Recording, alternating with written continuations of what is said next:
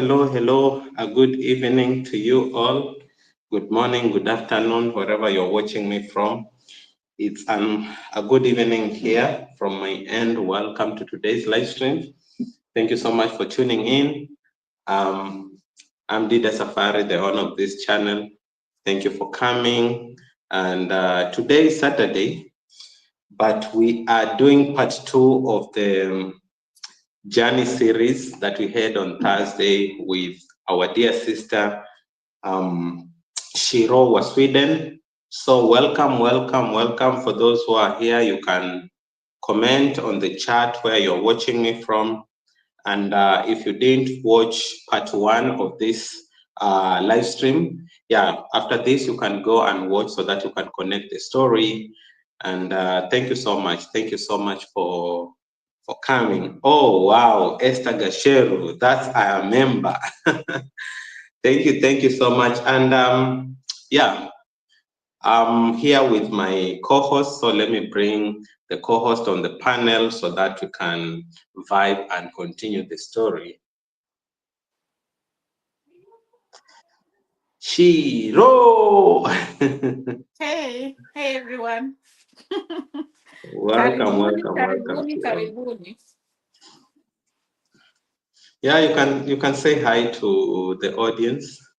Hey everyone.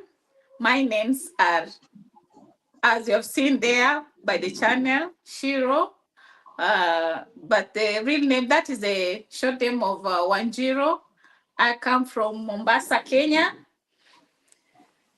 So guys, welcome to the second part of this segment. Thank you for that introduction. Sari Saring Vlogs, I see you. Hi, Sari. So I see 5 people watching, 8 people watching. Welcome, guys. Like Dan, my friend. Thank you so much, Sari. Thank you. So guys, please like the live stream as we proceed. And just a brief introduction to this live stream. For those who are just joining, it's a continuation or part 2 of the live stream that we had on Thursday. So on Thursday, we were here, we started segment of the journey series, whereby I'll be hosting people on my channel and they'll be taking us through their story, their life story, their journey of how life was until where they are right now. And I was happy to host Shiroh Wa Sweden, the person you see on the screen. That's my sister from Kenya, Mombasa. And she was our first guest. And the story was sweet. So we had to cut it short at that and have part 2 today. So today is part 2. So just a brief recap. And if maybe there's anywhere that I'll have forgotten, Shiro, maybe you remind me. But just a quick recap of what we did last time. And for those who want to get the whole story, we have a whole live stream of 2 hours, around 35 minutes. You can go rewatch. But Shiroh Wa Sweden is a sister from Kenya. She came from a very humble background in Kenya, from a dysfunctional family. The dad and the mom were not living together. So she went through a lot of challenges up to the point that she decided to relocate to Sweden. So currently she's in Sweden. And the purpose of this series, the journey series, is that we want to listen to people's stories, the challenges they went through, and out of it we can see the resilience and how we can learn from them. Because I know everyone here is going through something, or you've gone through something, and everybody has a story to tell.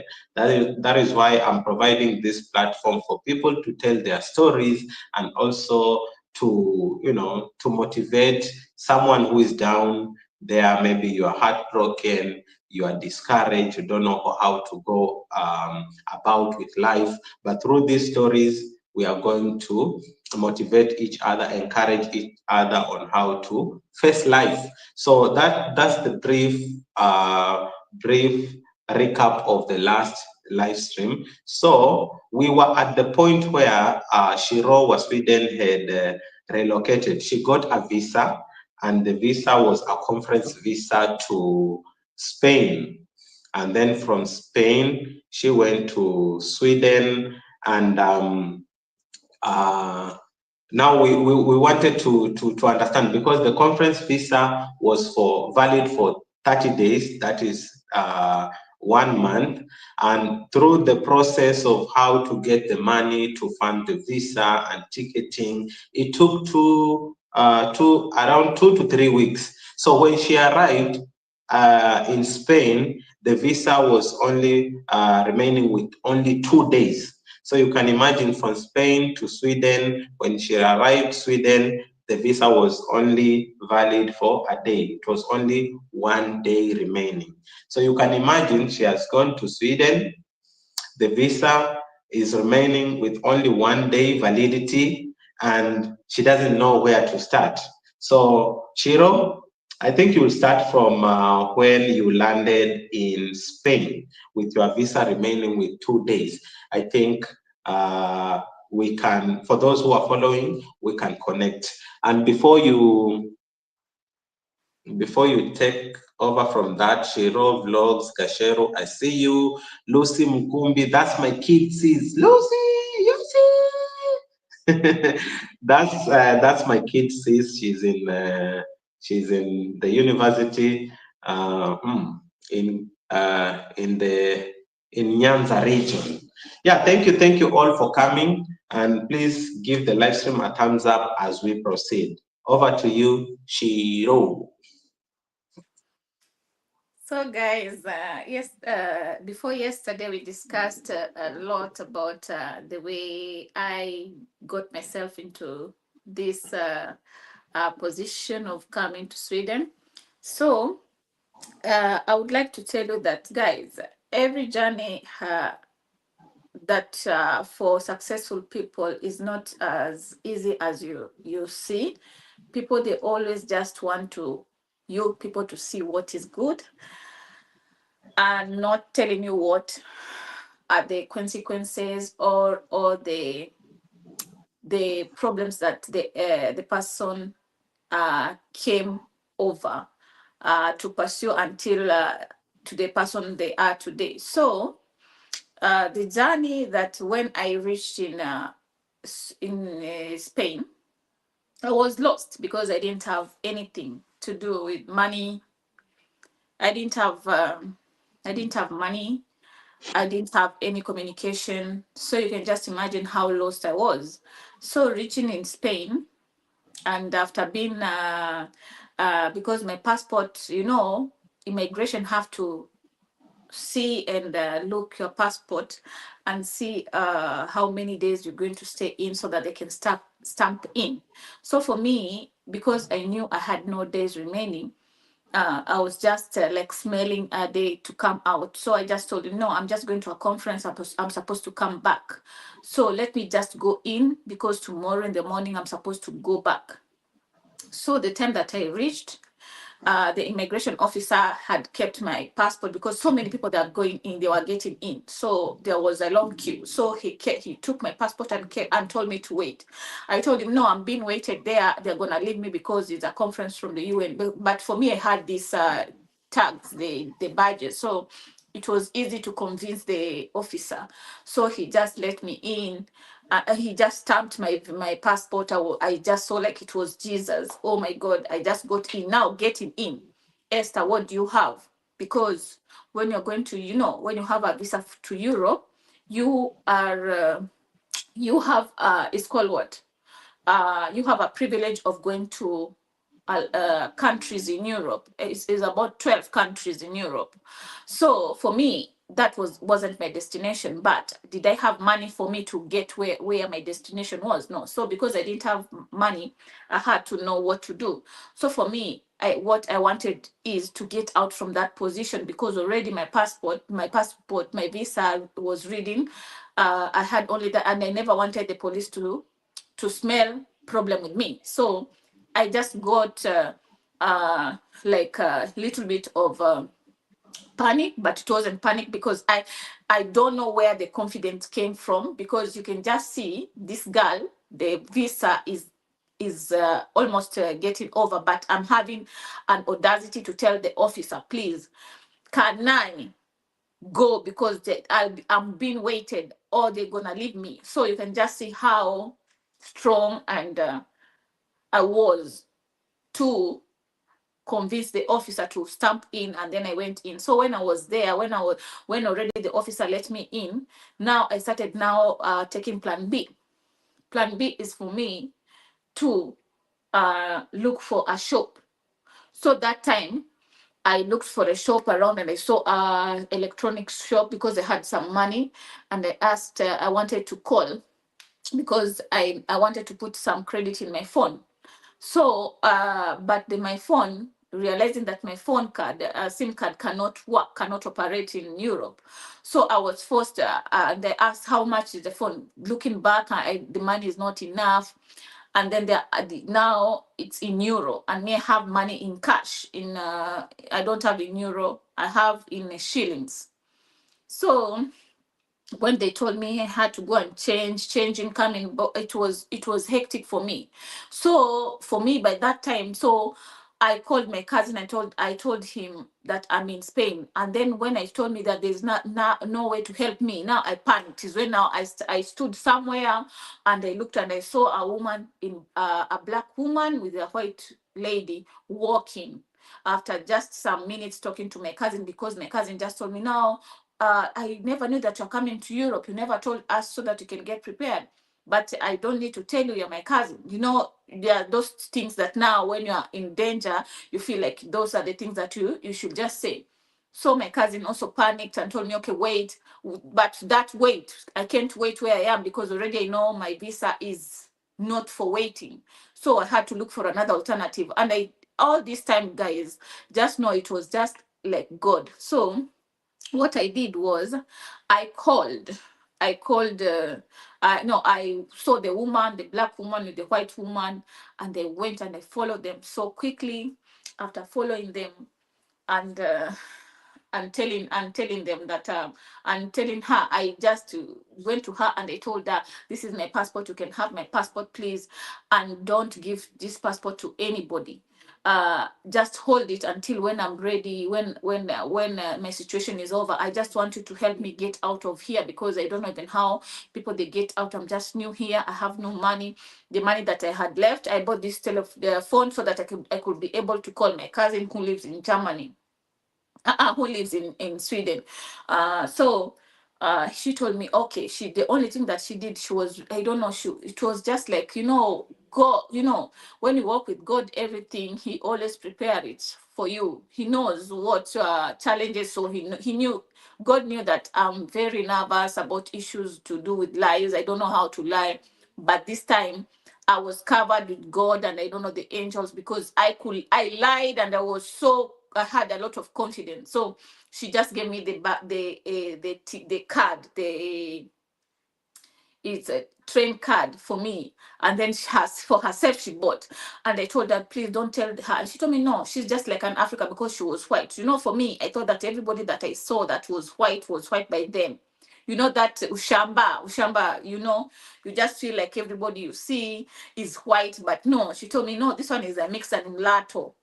Yeah, she's Yeah. black, but I didn't understand, because this girl also, she was from South Africa, so she never talked Swahili. Because when I saw this girl, I followed her, I started talking to her Swahili, and she told me, no, mate, I don't understand Swahili. I come from South Africa. So we talked, and then she gave me. We went through. I'm telling you, in the train, I never spoke, because I never knew who was listening in front or behind. So I was very careful. I kept quiet until when we reached in the house is when I started talking. I told her, please, can you help me with your computer? I want to get in so that I can get good communication with my cousin. He told me, so you have a cousin in Europe? He said, yeah, Yeah. yeah, my cousin is in Sweden. Will he come and take you? I was thinking that my cousin is rich. I'm just bragging. I'm saying, yeah, I know he's going to come for me. I Mm-hmm. know it's good because for me, when he came in Africa, he was looking like well-to-do. So for Yeah. me, I was just thinking, okay, my things are well, because I know my cousins, my family is new. No, not everyone that is in Europe is okay, guys. So when you are in Africa, just thank God wherever you are. So so when when I told her that my cousin is in Sweden, she was like, okay. So we started like going through a computer. I was to log in to Facebook so that I can communicate with my cousin through Messenger. But you're forgetting about this messenger. When you come into another country and you log in, it has little bit of difficulties for you to log in. Why is it? Is because it's showing that you're in another location. It doesn't show you that you're in Kenya. So for me, because I was in Spain, it really like delayed opening. So after immediately it opened, I wrote like a hello 10 times for my cousin. Hello, hello, hello, because I was just impatient. I was just like harassing and talking to. I was trying. I was so impatient. I was just saying hello, hello, hello, hello. Can I talk? Can I talk? Guys, I was so impatient talking, waiting for my cousin to pick, until when he picked and say hello. Shiro, what are you saying? I told them in Spain. Where are you in Spain? I told I just met a woman in a train station in what in it was in train station in the city, Madrid. It was in Madrid. Aha. So I told him, please, can you help me, so because I want to get out from here, I can come to your place. My cousin never told me anything, but he told me that, yeah, you can just come from Spain and come to Sweden, but never told me come to my place. So for me, I was just thinking, because he wants me to go to Sweden. I was thinking that I'm going to his place. I was thinking that he's settled. It wasn't this way. So when now I started asking him about the payment of, he was thinking that me have money. I told him, no, I have no money. So yeah, so how am I going to help you? I told him, but you are working in Sweden. You can just pay me. It's small money. I'll pay you back, even if it's to pay back. I never knew that even he doesn't have money. So we started like negotiating. Now he told me, wait, I have to talk to my mom. I told him, you don't have friends. We're going to return that money when I'm with you there. Hey, I'm telling you, even those friends, they don't have. Hey, life in Europe. Msidhani ati kila mtu yuko na pesa. So I was forced to like talk to him and beg him, and also I was just in the computer, not letting the computer down. The lady just told me, Esther, you have to go and shower now so that you can relax. If he calls back, so that you will be relaxed. When I went, I showered, and then I came back. I called my cousin, and then my cousin, he told me that I talked to my mom, and my mom, she's just asking so many questions. Esther, she's asking because my auntie knows my dad is well off, and my auntie was asking my cousin, but his dad is rich. Why can't his dad pay that ticket? Why is us to pay the ticket? But he never knew that, because my auntie left in Kenya a long time. He never knew that my dad and I had no like connection or what. So my cousin was like, please just help her. You're wasting a lot of time wanting to know a lot of stories. You'll know them later. So my auntie told my cousin, I want to talk to Esther. My auntie started talking to me and asked me, hey. I said, hey, auntie.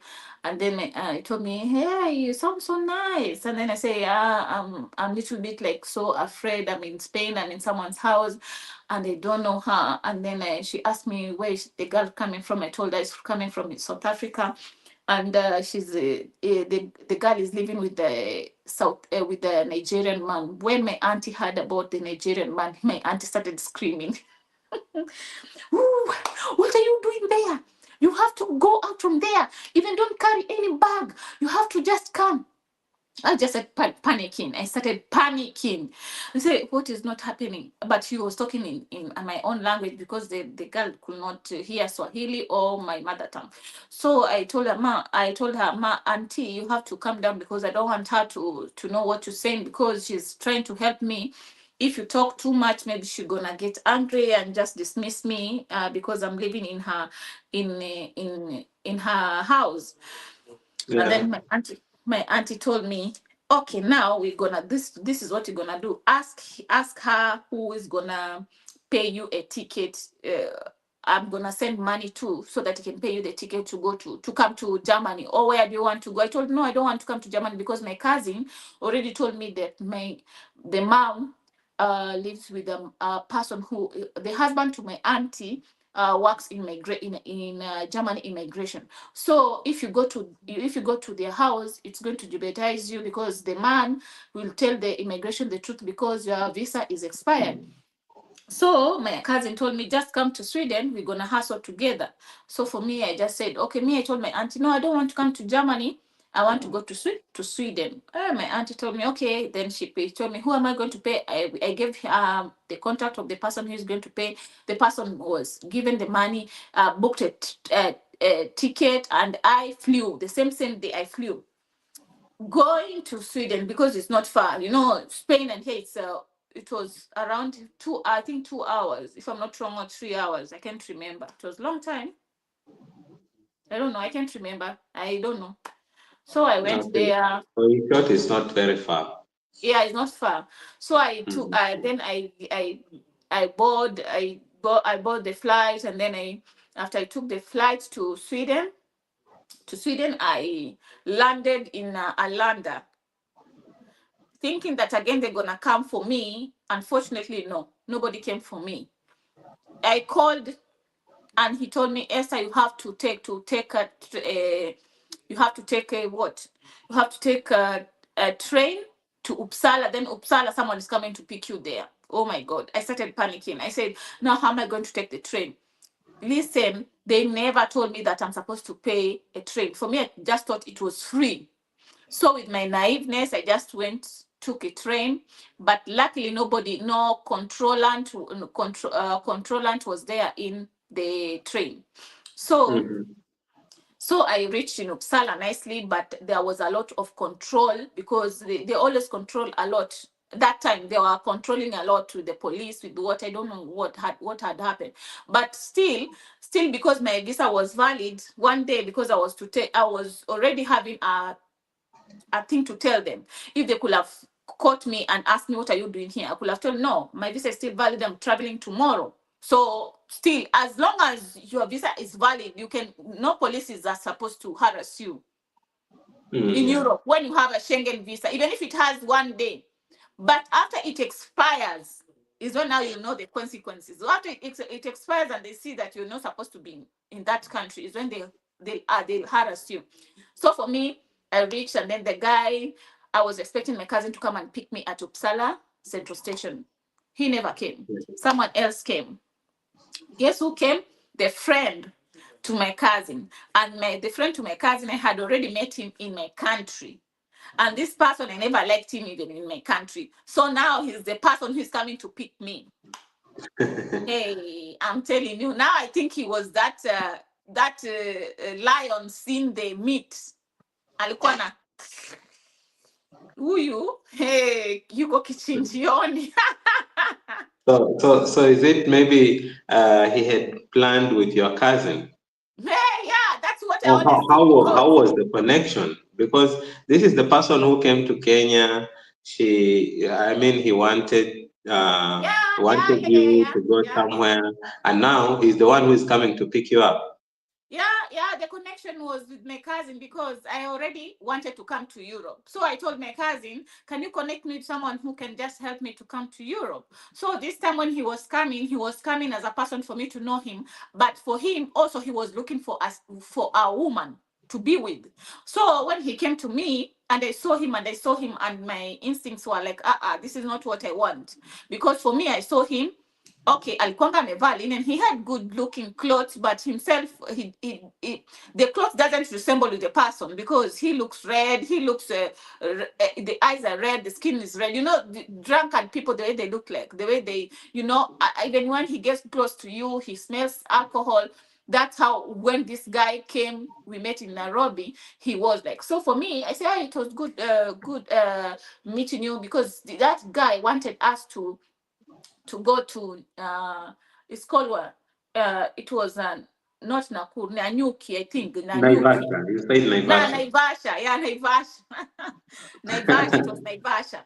So I was like, this guy just comes today. We met, and then he's telling me to go to Naivasha. For me, you know, nimetoka family like Sonko. For me, I've seen, you know, live. So sikuanga niko na hiyo speed ya hizo maneno ati niende Naivasha. Naivasha, if I want, I can go with my family, my cousins. So for me, I never rushed to have those, you know. So for me, when he told me that he wanted us to go to Naivasha, Haukutaka kwenda kujienjoy. sasa unajua Dida, also us women, one thing about men they don't know, we are always ahead of them. Ukisema we are going to enjoy, Kola, see, I'm going to enjoy. What am I going to enjoy with him? This guy already, when I saw him, and my instincts were like, this is not what I want. So already, when you're going to enjoy, who are you going to enjoy with? With him. So it means that this guy is drunkard. Is going to be definitely, he cannot pay you to Naivasha, and then he doesn't eat a meal from you. Hey, he will want to eat until it remains only the bones. So I just thought of, mimi nitakula mpaka nibakie mifupa. I said, no, not me. So guys, nikasema, because I just knew this guy was not good, but he came and picked me. I was just so like so afraid. I said, God, just help me. So akanipeleka kwake. Sasa hizo mimi unajua, once you come from Africa and then someone takes you to Europe. Hata najua mtoto yuko Africa, when he sees my house, sio naishi vizuri, but this is normal life for everybody in Europe. The way I live here, everybody lives like this. Almost everybody, not everybody. Let me be specific. Almost everybody lives like this. So, guys, when I went there, I saw a house. I said, na hiki kimtu venye kilikuwa kinakaa huko kishagalabagala, kumbe kinaweza jieka vizuri hivi. So, guys, so mimi mwenyewe nikaenda, nilipoingia kwake, imagine ananichukua train station. I'm so tired with the boots that they are already cracked down because of the cold, because I came with the boots that I was given by my friend. But this boot on the sole, it cracked because how cold the floor was. So those are not your boots.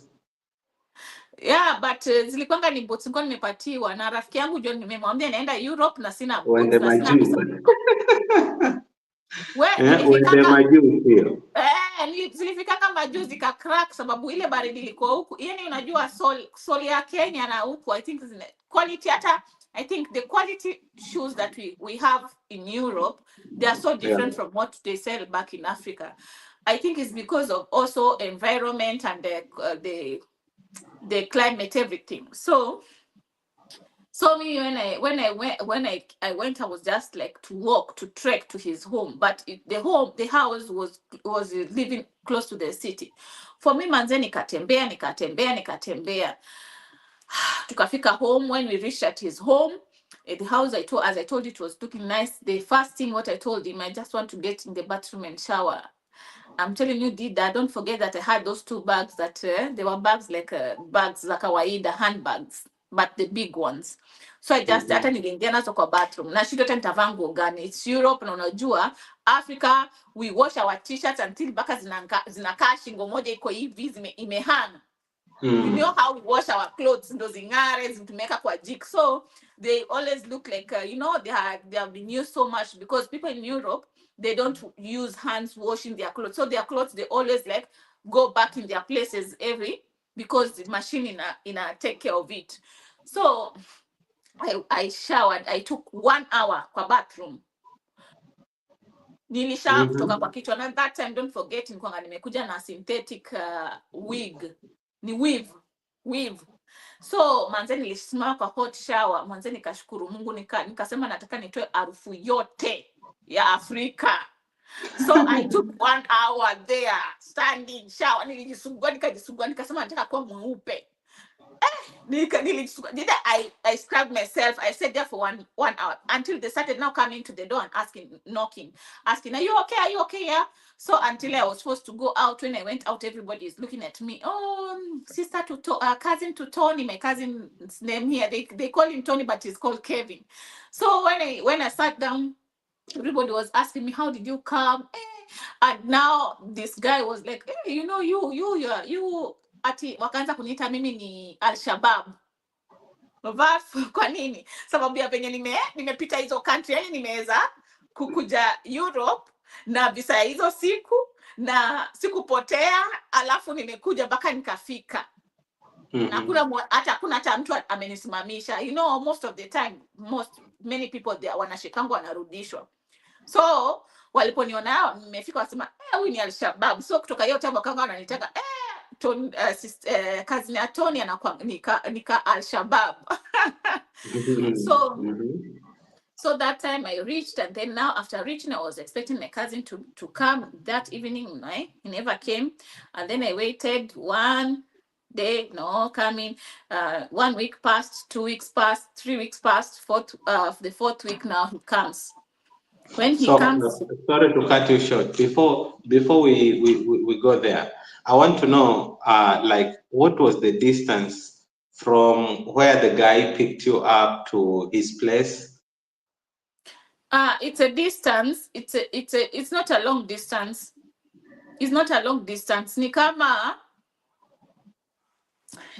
kutoka sasa wapi? How can I tell you? Mita naweza sema ni kama mita 2 ama mita 3, if I'm not wrong. Kilometers or meters? Mita simajua si mbali sana, si ndio? Oh, so ni karibu tu. Kama ni kilomita inaweza kuwa ni 1 kilometer ama imebakia kidogo ifikishe 1 kilometer, sababu kilomita najua ni ndefu. No, I asked because the way you said, like, he came to pick you up without a vehicle, you had to trek. Yeah, but you know, for me, I expected that because, you know, it's tiring, because already from Spain, I've not even rested anywhere.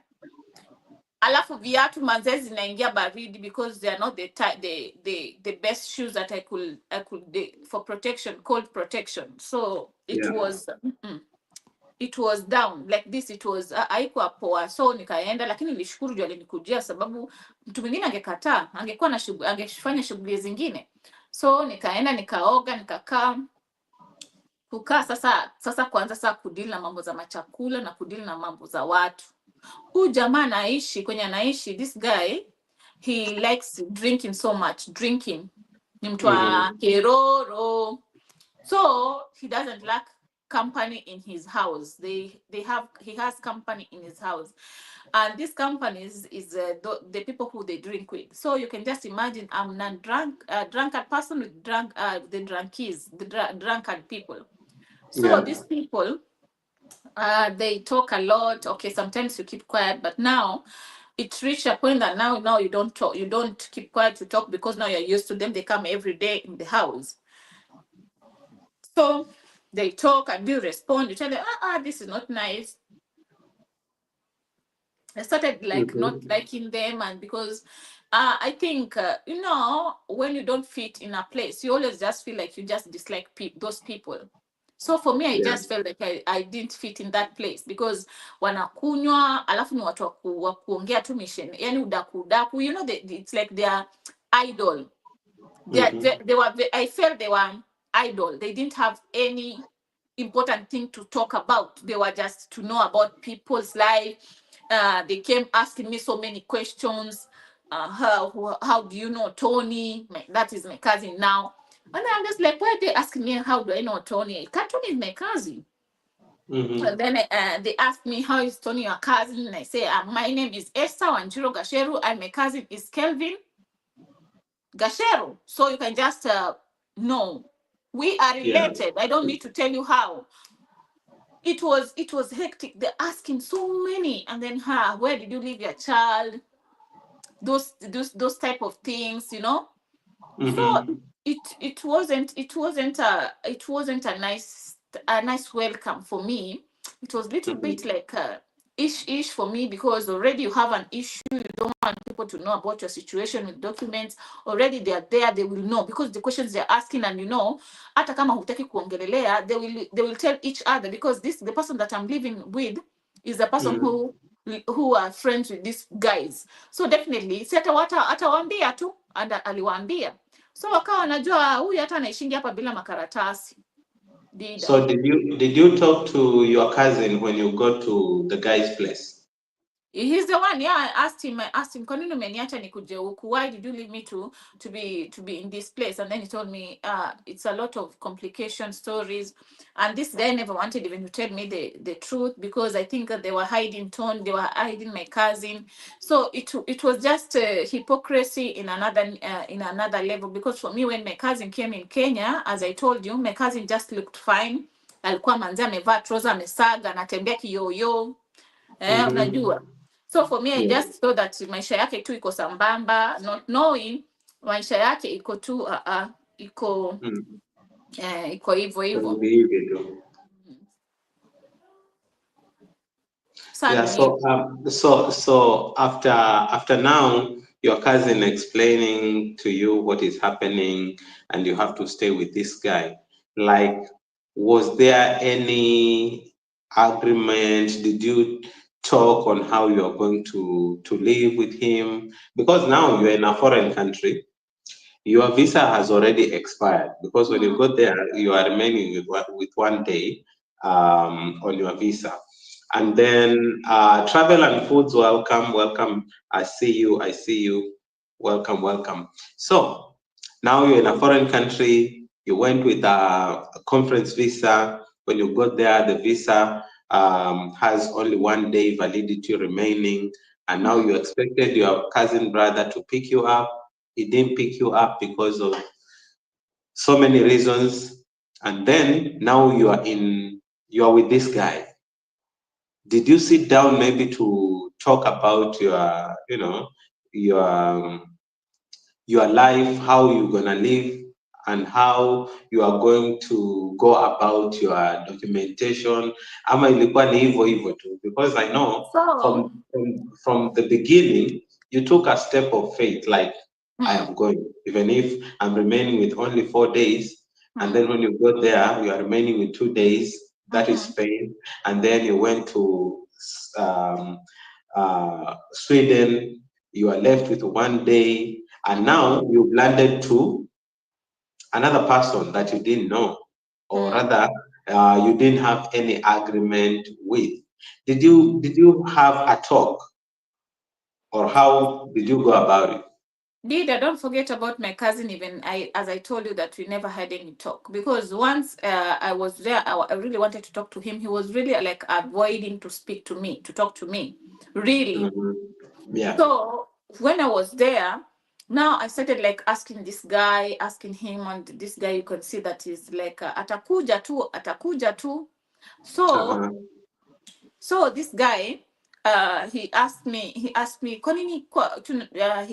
he became nice to me. He became so nice, because now you see, now I've stayed for more than, nimekwambia nimekaa hata wiki ya kwanza, wiki ya mbili kazi yangu hajakuja. For me, when I was staying with this guy, Dida, nilikuwa nafanya kama venye naweza kuwa nafanyia brother yangu mkubwa, ama naishi na watu wetu. I used to cook, I used to clean the house, I used to do everything. Na unajua mimi nimetoka pwani, so I will do everything and cook nicely, you know. Yani hakuna kitu ilikuwa inanishinda, because when you go to a house that is living, a bachelor is living, and then now you have a woman living, it becomes different. So venye niliendaga kulikuwa na vumbi, unajua kuna places mabachelors washikangi kiti kupanguza, ilikuwa ni leather. So unajua vitu zenye mnaonanga za leather, wanapenda kununua vitu za leather.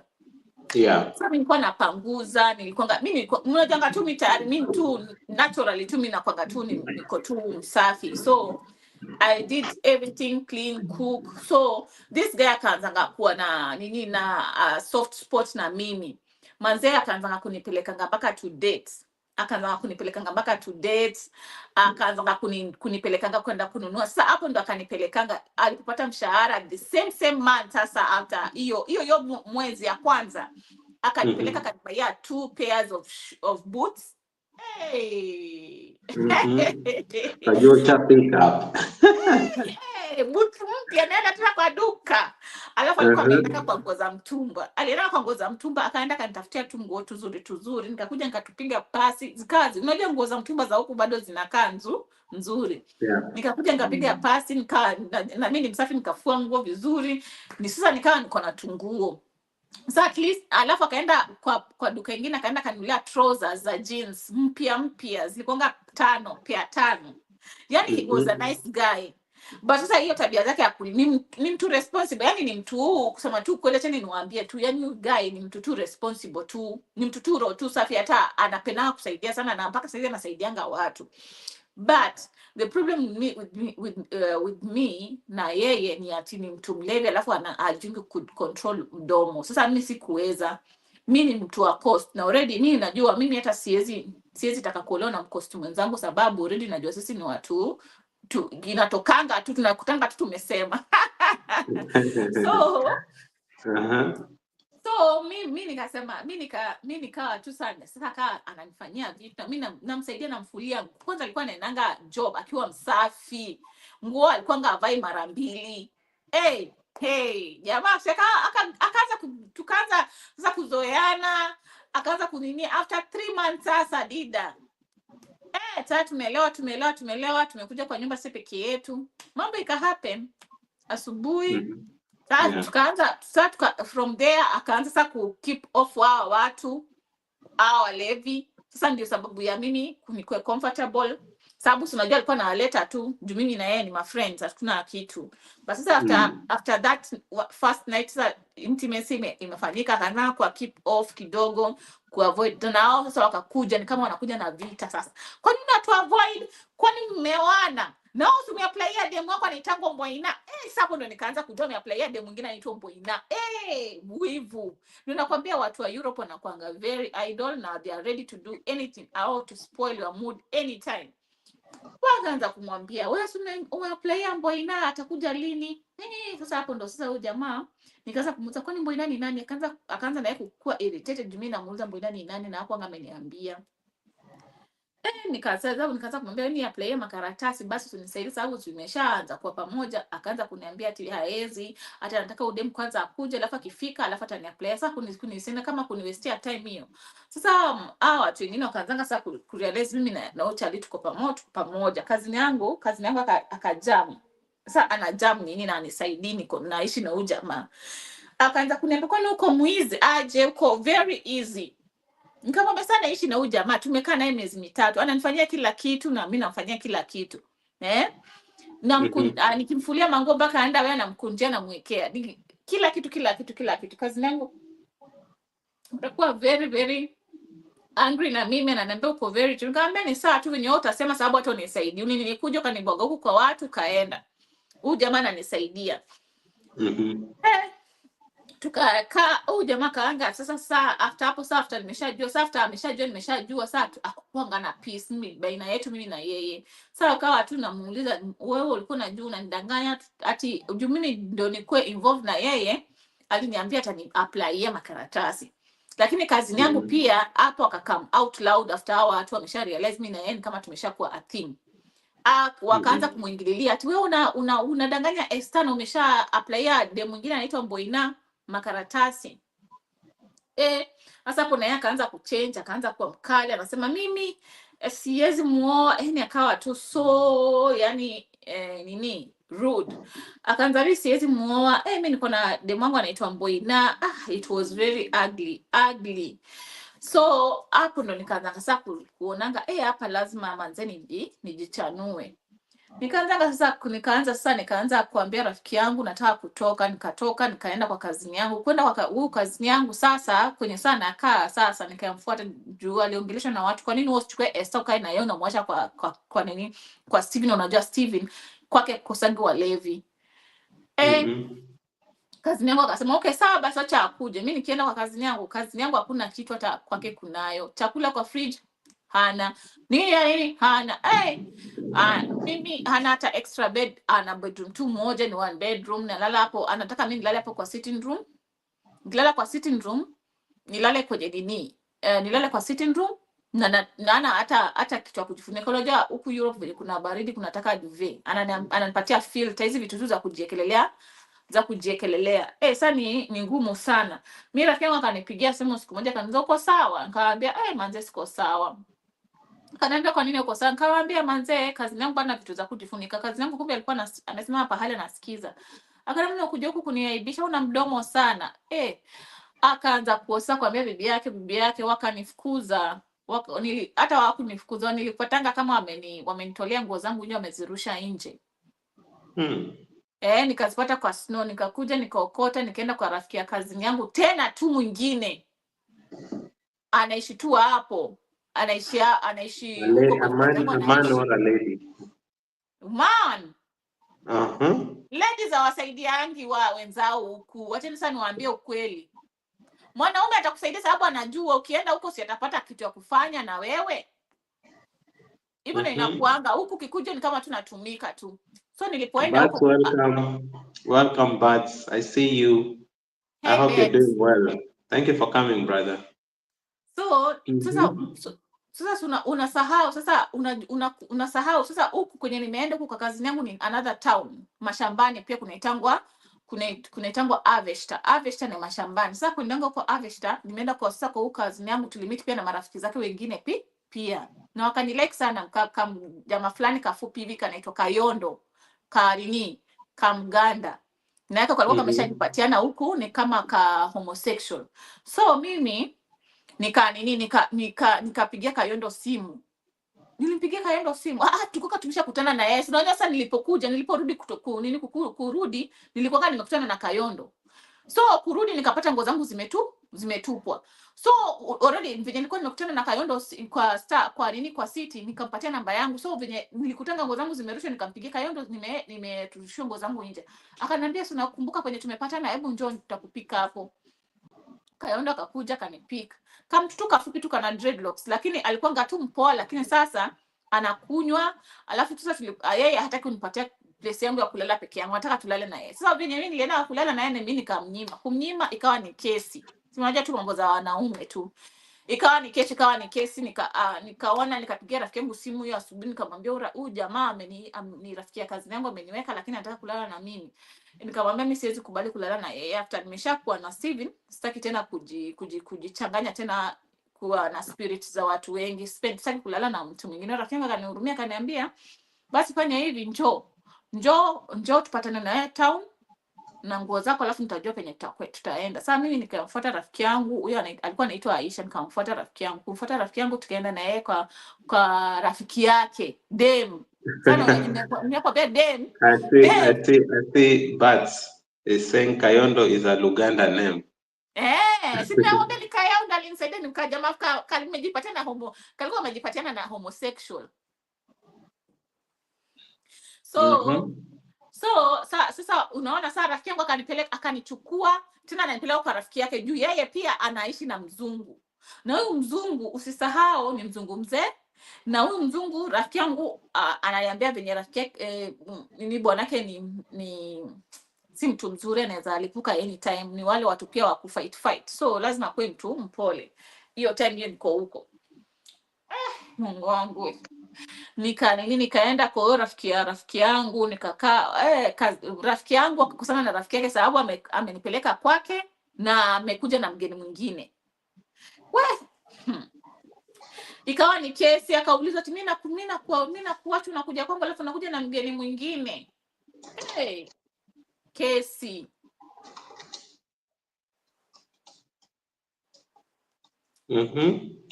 Nikaenda huyo rafiki yangu na yeye alikuwa amenipeleka kwa rafiki yake akamkasirikia. Sasa ikabidi tena huyo rafiki yangu anichukue tena anipeleke kwa rafiki yake Charlie. akanichukua na mizigo yangu akanipeleka kwa rafiki yake Charlie. Huyo Charlie alikuwa anaitangua nani? Ni huwa napatana naye ni MTZ. Ni Charlie mrembo sana. Charlie mrembo sana. So Charlie MTZ nikaenda nikakaa kwake, lakini yeye alikuwa student hiyo time, unapata ngo student room. Ni room alafu na kitchen. So huyu Charlie yani alikuwa kwake kuna vumbi. Yani unajua tu venye tu vijana tu anaishingi kishagala bagala tu. Nikaenda huko nikawa na sneeze. Nikamwambia rafiki yangu, unakuja kunichukua lini? Ananiambia wewe ngoja, huwa nakaa huku wiki moja. Juu alikuwa aishingi huku Psala, alikuwa anaishingi rafiki yangu Aisha alikuwa anaishingi nje. Kuna place kunaitwa Orebru.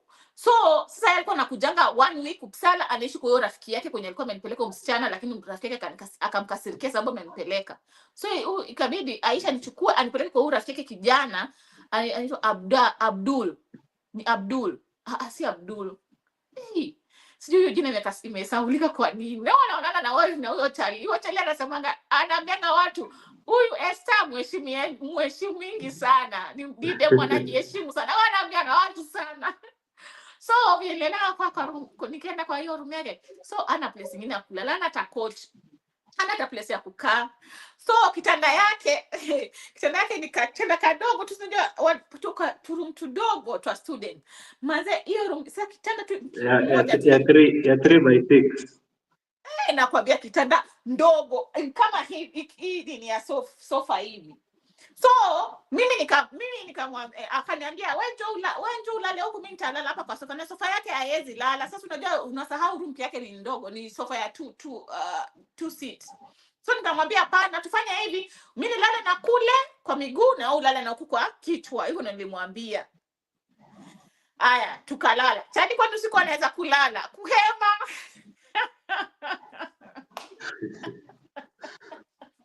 Nasi una roho like sasa vijana hapa nje.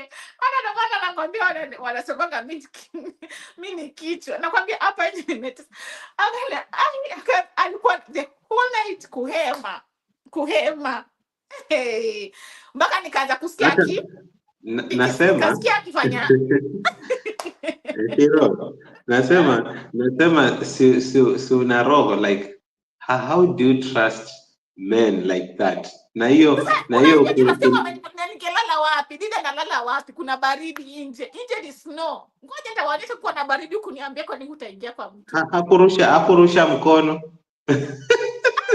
Dida na kwa mbele niliteseka the whole night. Unajua una ile pia uoga ya kulala.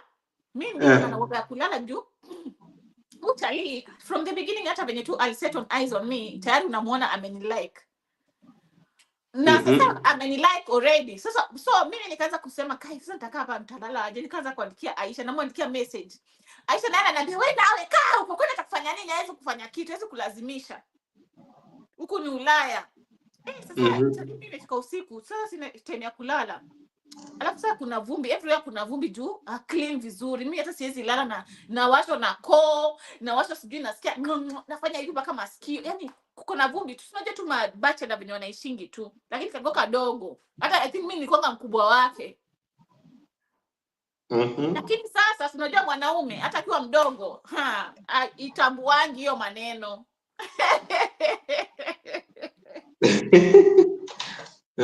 So mkono alirusha. Na kuhema, nikamwambia wacha, nikamsukumanisha hivyo. Nikamwambia wacha nitamka hapa niende. Akasikia. Sasa ndio maana nakwambia afterward ndo nikasikia hivyo Dida venye nimekuonyesha, ama uelewi. Na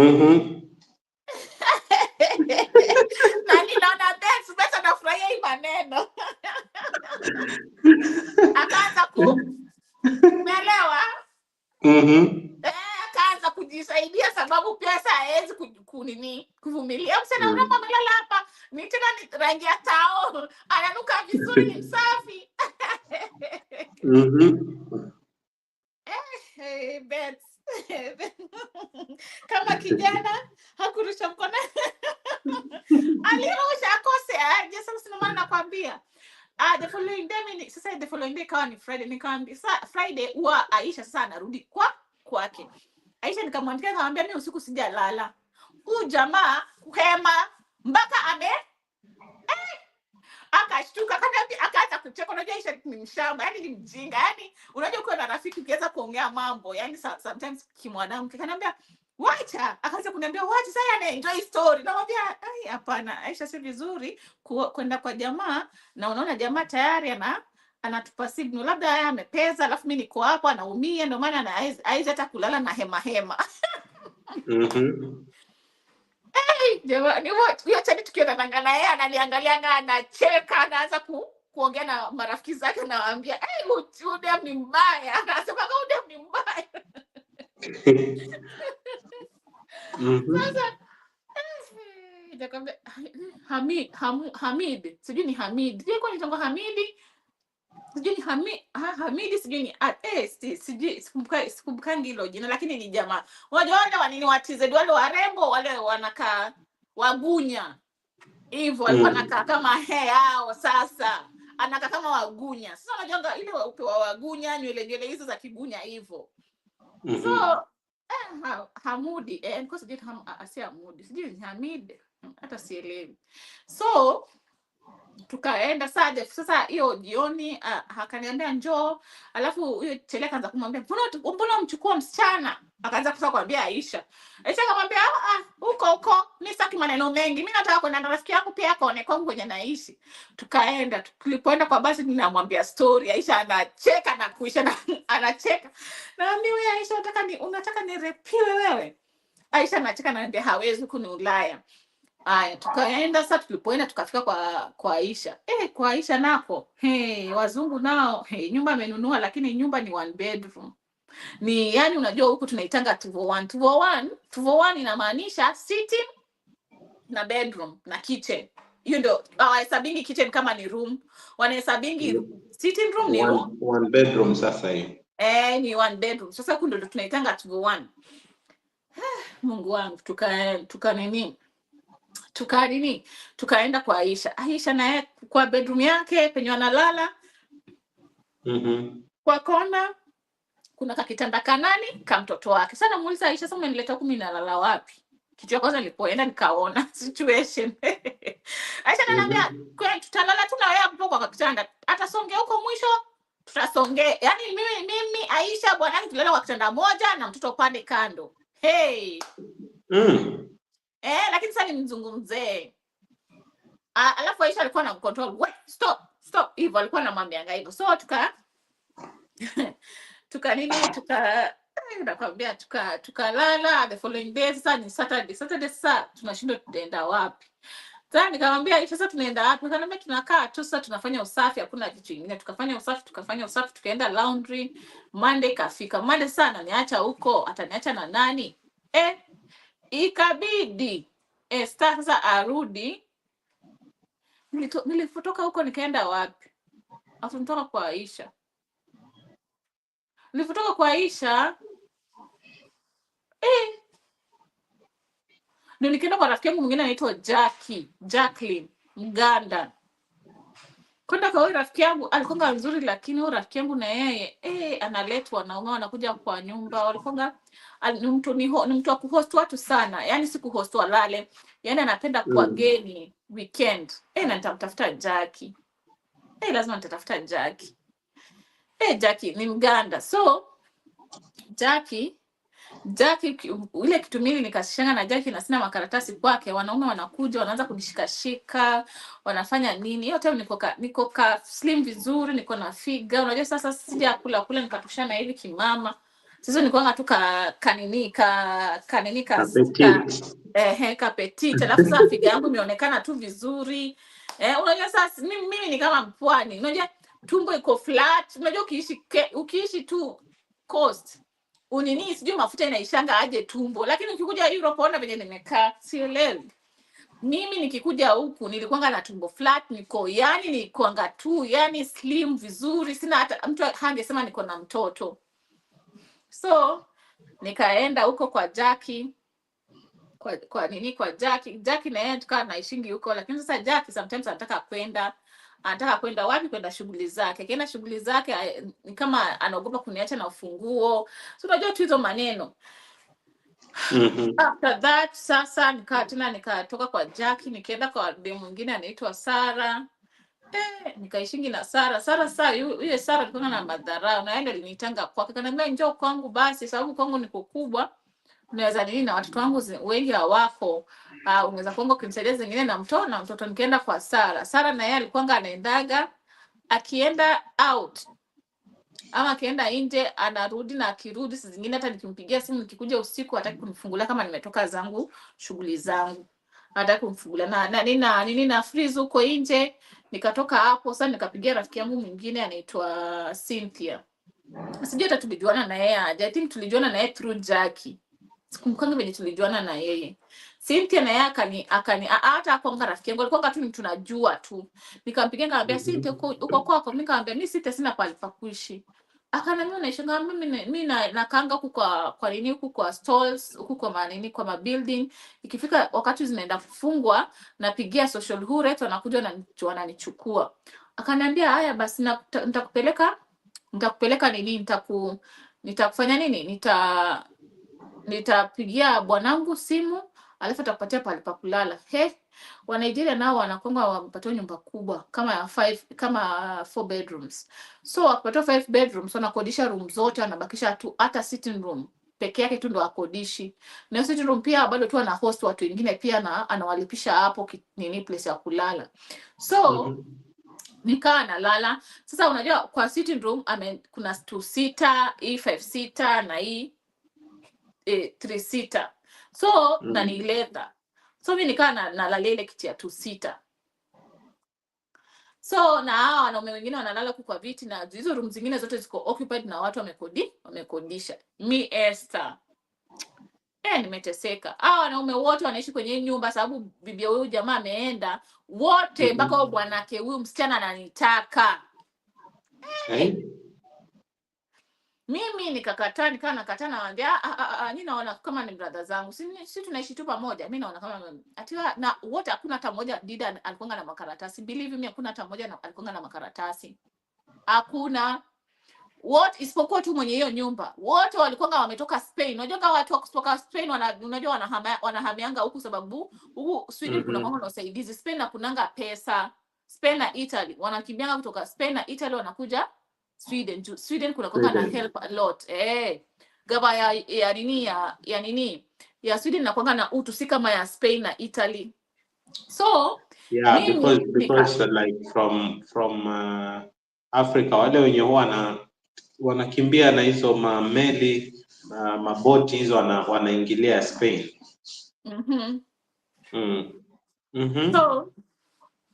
So mimi sasa unajua sasa nikawa nimeanza dating. Lakini sasa unasahau kwa nilipigia after kutoka nini after kutoka nilitoka kwa Jackie, nilikuwa kwa Jackie Paul, acha niwarudishe nyuma. Nilikuwa kwa Jackie yule msichana Mganda.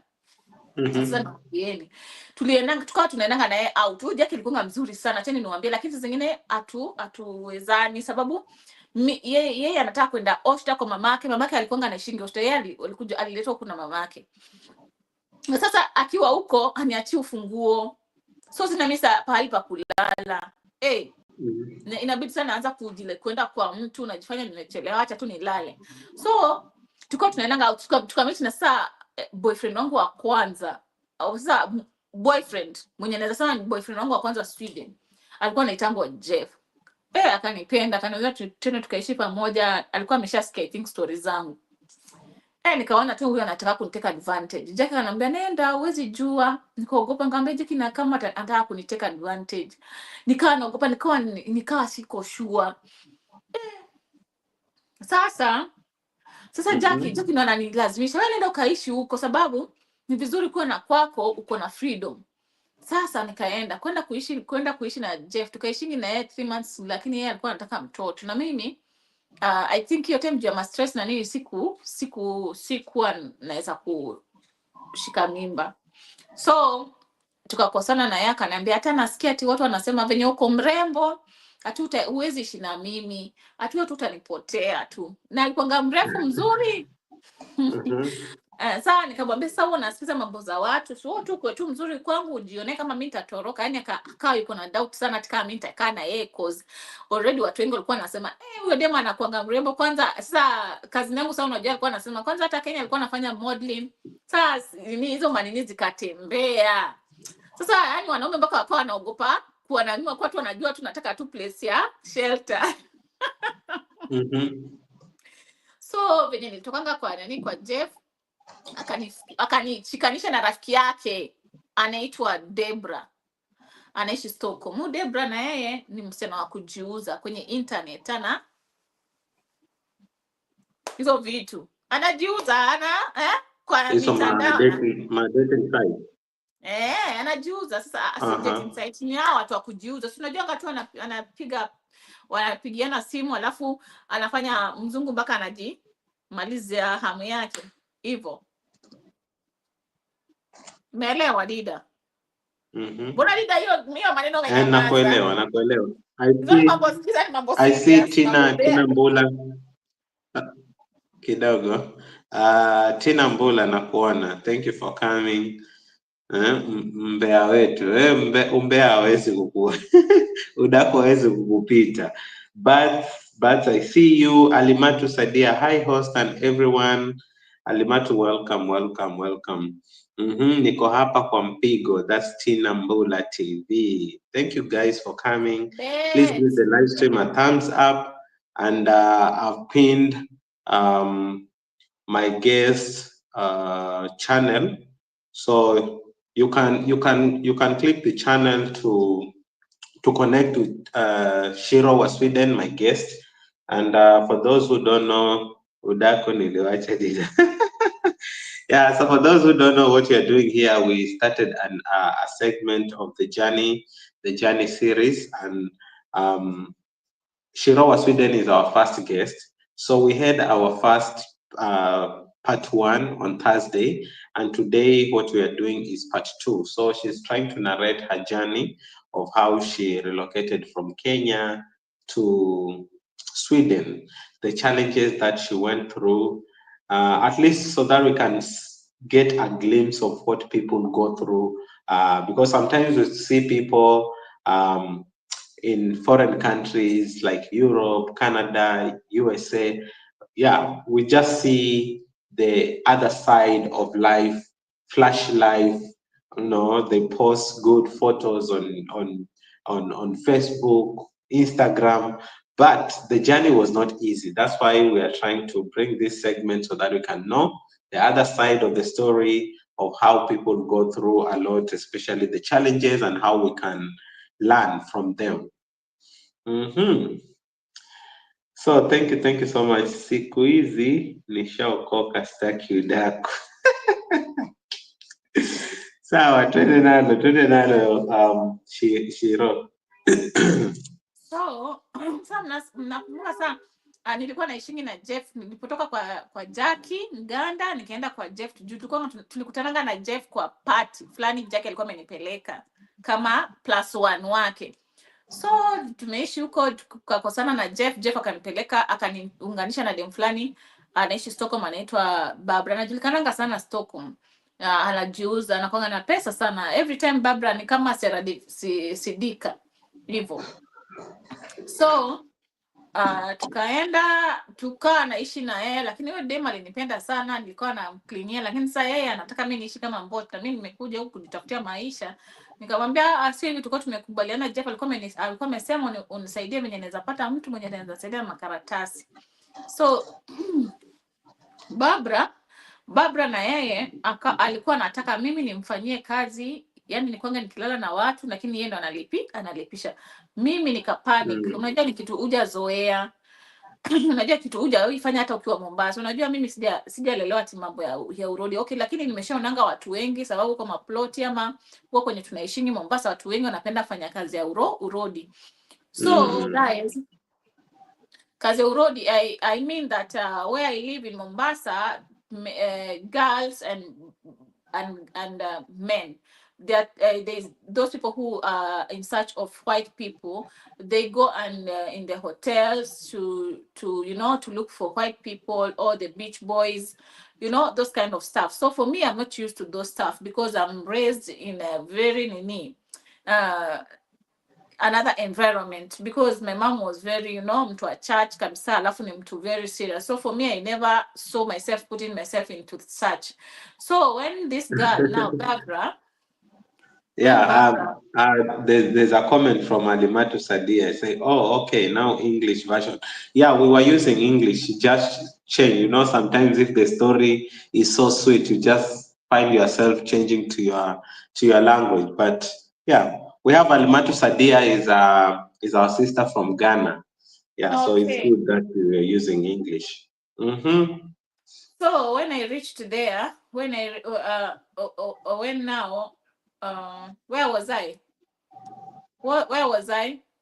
You were explaining to us about this lady Oh, the who wanted girls, to yeah. use you. Mm-hmm. So this girl that Barbara is one of them here in Europe. She sells herself in the internet. She's like those people who like look for people, and he can make uh it's called what? He can do what? This is a word that is lacking, to seduce men in the internet and making them to arouse, how to do things like those ones, and then she gets a lot of money.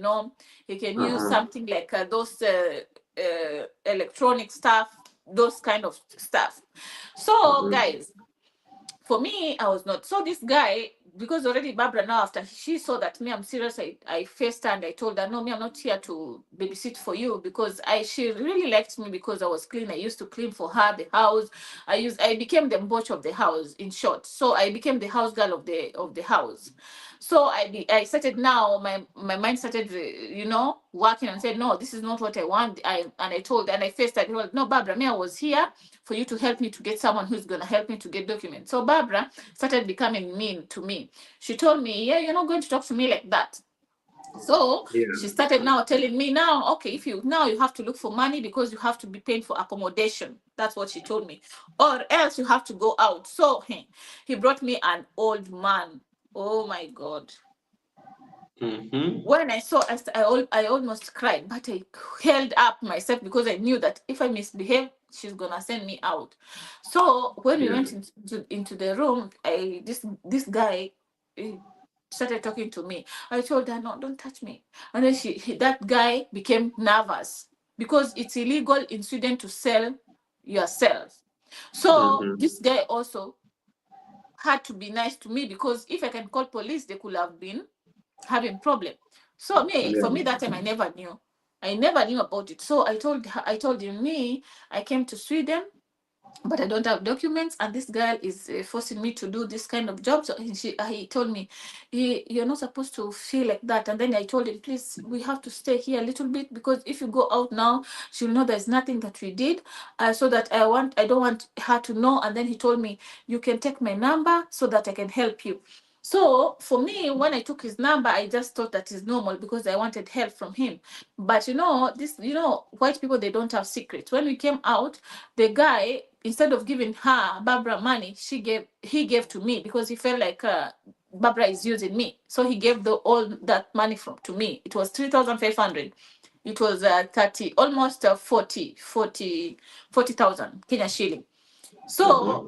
when he gave me that money, and then when we were going out, this girl was like, where's my money? The girl Barbara asked this Muzungu, this white guy, and then this white guy told her, I've already given to Esther. Esther deserved this money. So when the guy went out, just stepped out of the door, Barbara started becoming mean. Hey, Barbara told me, Esther, now you have to give me all that money now, or you go out. I feared. I just gave her all the money. I gave her everything. When I gave her everything, she just took 2,500 and gave me 1,000. A Uh-huh. thousand bob, and she kept the rest. So in the morning, I called that girl. She was a friend of hers is called Nelly. She used to work with hair, and because already Nelly was coming to Barbara's home to make her hair, I told Nelly, can I come and be working a salon, because I Yeah. know how to plait hair. And she told me, no problem, you can start coming here and be helping me. So when I went to Nelly, Nelly also was nice, but later she changed and it became also awkward. It became awkward. It became awkward for me with Nelly because she said that she'll be paying me 200 every after helping her to do something at the salon. But that wasn't. She just did that the first day, and then the rest of the day she never gave me because I was living with her. So Nelly, one day now, we went to her we went to her sister's place to join her somewhere. And then the sisters were talking and talking and talking, and then they were like, the girl was like, huh? This girl, she looks like she's rude. And then she asked Nelly, Nelly asked the sister, why do you think she's rude? The way she looks at people, the way she takes herself like she's a high person, and then this girl High Nelly class. became angry, became very angry with me, Mm-hmm. became angry with me, and when she became angry with me, now she started misbehaving. When we went home, it became chaos. She beat me up. Oh my God, beating. And even the son spitted on me too. It was chaos. Hmm. It was chaos. Yeah, it was chaos. And then she took my phone. I ran away. I feared because I was thinking that they're gonna do what? Maybe expose you to the Yeah, authority. so I ran away and I left the phone there. Even I met this Nelly one time in Stockholm. She was very surprised to see me the way I am, and even she never even talked to me because I never talked to her. I always tell God, I want God to every enemy that I have I have gone through rough times with them. May you never hide me from them. Let them see me so that they can see me and see the work that you can do. So after that, So now I let me ask a question. uh-huh. Um, from the time the guy picked you up when you Mm, landed in Sweden to mm. the point now you are running to where you are now, what's the duration now? Because you have, I mean, from your story, you shifted to so many people from this to that to this to Mm. that. Like, how many, like, what's the duration? Like, was it months or years No, up not to that years, point? months. It was months. Like, how many months? Like with Barbara, I stayed there with her like 3 weeks. And then the third week, the fourth week, I started feeling no, this is too much for me to work for her as a house girl, because she started already making me like a house girl. I have to take the son to school. She wants to sleep. You understand, Dida? I couldn't do that. She oversleeps up to around 10. For me, I have to, even she had given me a timetable that I have to wake up by this time, prepare her son, take the child to school. So after the following day, after the third week, now I have done this for those 3 weeks with her. Now the fourth week I started saying no. I came here to look for my documents, not to help you to as a nanny. So what she did, she now started harassing me and gave me this muzungu. Then this white man now, after he gave me this white man, I took the number. Remember, I took the number to this white man. Yeah. And I called the friend to Barbara, the person who used to make Barbara hair. I called her. She's called Nelly. She had a salon. So me calling Nelly, told me that I can go and work at her salon because she knew that I could do hair nicely. So after going to Nelly, uh, when I was there is when now I started communicating with this Muzungu. You remember the Muzungu? That Muzungu that I met Yeah. at Barbara's home. I told this Muzungu, Mm-hmm. I'm still working because Nelly was still nice in the beginning of the weeks. When I was working, she was still nice. The first week, the second week, she was nice. So I told Nelly, and Nelly said, it's nice that you go and have that paper for a seal. So this Muzungu is the person who took me with his car to that place of a seal. so that I could write myself down, because I was really fearing. I thought that they're gonna deport me back. So but after finishing, we went with Nelly. I Muzungu with Nelly, because I was still working for Nelly. When we finished, I was given the blanket, everything, and I was given a room in a place called Mashta. So I told them that my things, I'll leave them here, but I never went back again. That's what happened. So as I was working with Nelly, because as you live with someone wants to take advantage of you, and you are clever, you know what you want. This is not what I want. I started now asking Nelly, but why you told me that you're gonna be giving me every time that I work with you 200, but you don't do that. Now Nelly started becoming irritated and telling me that I'm just this person who are not appreciative. And I said, okay. The sister asked Nelly, why is this girl looking so rude? And and then they say she's rude, and then now Nelly started becoming so irritated and becoming rude to me, because I have shown her, I have stepped on my ground and told her, no, this is what I want. So Nelly that night bet me thorough beating, gave me a thorough beating, and the sun spotted on me. And then so I ran away. I ran away because I thought that they're gonna call the government for me.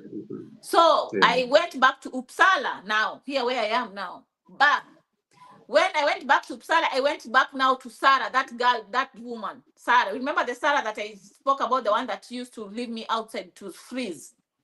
The Ugandan woman, the big woman. I went to her house. When I was living in her house, I was not happy, because now in the house Dida we are living, she gave me the living room to be sleeping. I have to put mattress down. But don't forget about her, she has kids. And these kids are and herself with the husband. What time do they sleep? They sleep late. So it means if they sleep late, Dida, that I have to be awake up to when they are going to sleep, is when I can spread my mattress. Because it's his man, and this is to have respect. You have to show them respect. So I got tired of this. After getting tired from Sarah, is when now I called that Nigerian woman. But that Nigerian woman, she wasn't in Sweden. She had traveled, so she hooked me with a man. That I went to their house, and the house was full of men. Now this Nigerian woman, when she was there, she was just being given stories about me, but she doesn't know me. The character. No, she doesn't talk even. She doesn't say hi, but she doesn't know why I'm not saying hi, because she doesn't know why I'm not saying hi, because all these men, they are making me look like a fool. All of them, they want to be with me. And I knew that it was not to be with me, it's just to sleep with me. I knew. But because I was clever, I refused, and I started communicating with now my first boyfriend in Sweden, friend. Now is the baby daddy to my daughter. Na umeelewa sasa? Unakumbuka nilikwambia yule chali Jeff mwenye aliniintroduce Jeff introduced me to Barbara. Yeah. Now, sasa after hiyo mzunguko yote nimechoka, I'm tired of this going round. I went back to that guy. Jeff's friend, so that Jeff's friend can talk to Jeff, so that we can get together. We can get back together. But Jeff hakuwa ananitaka. Alisema mimi nilikuwa nimeenda kujiuza Stockholm.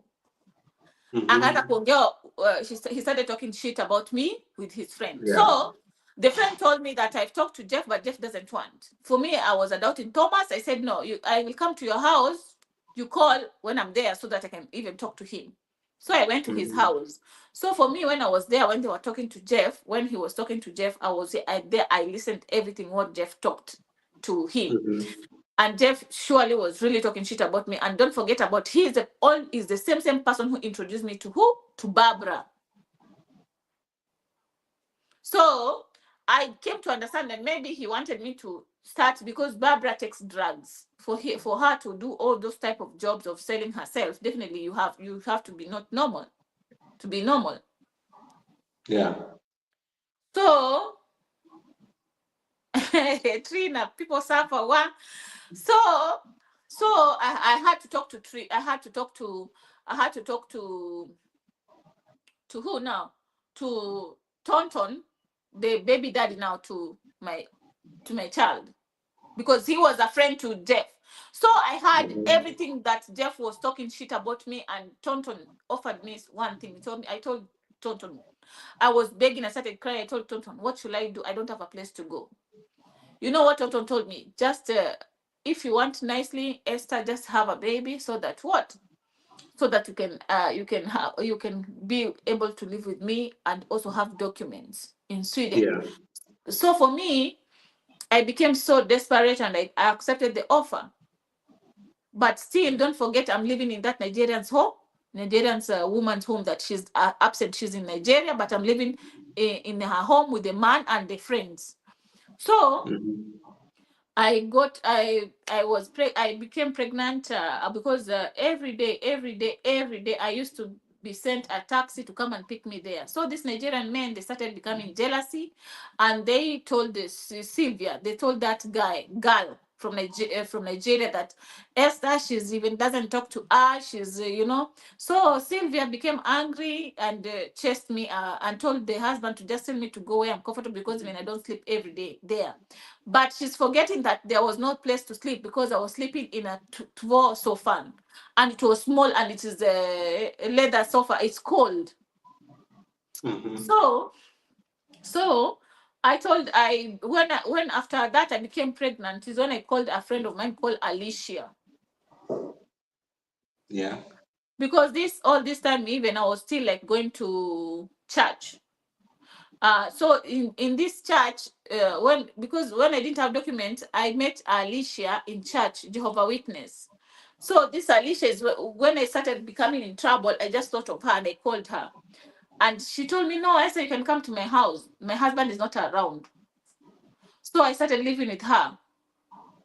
So after living with her, the husband, after like 1 week, 2 weeks, again the husband came.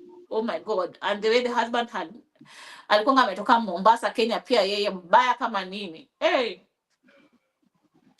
So the husband said that, no, we cannot live with someone because the room is small. No, this is not the right thing.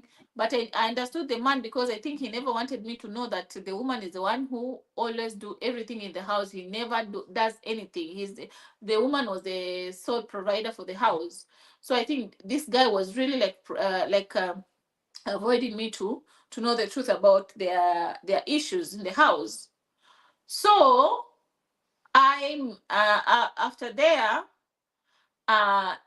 Alicia, when the man came, I was forced to be given to the sister to Alicia, called Letitia.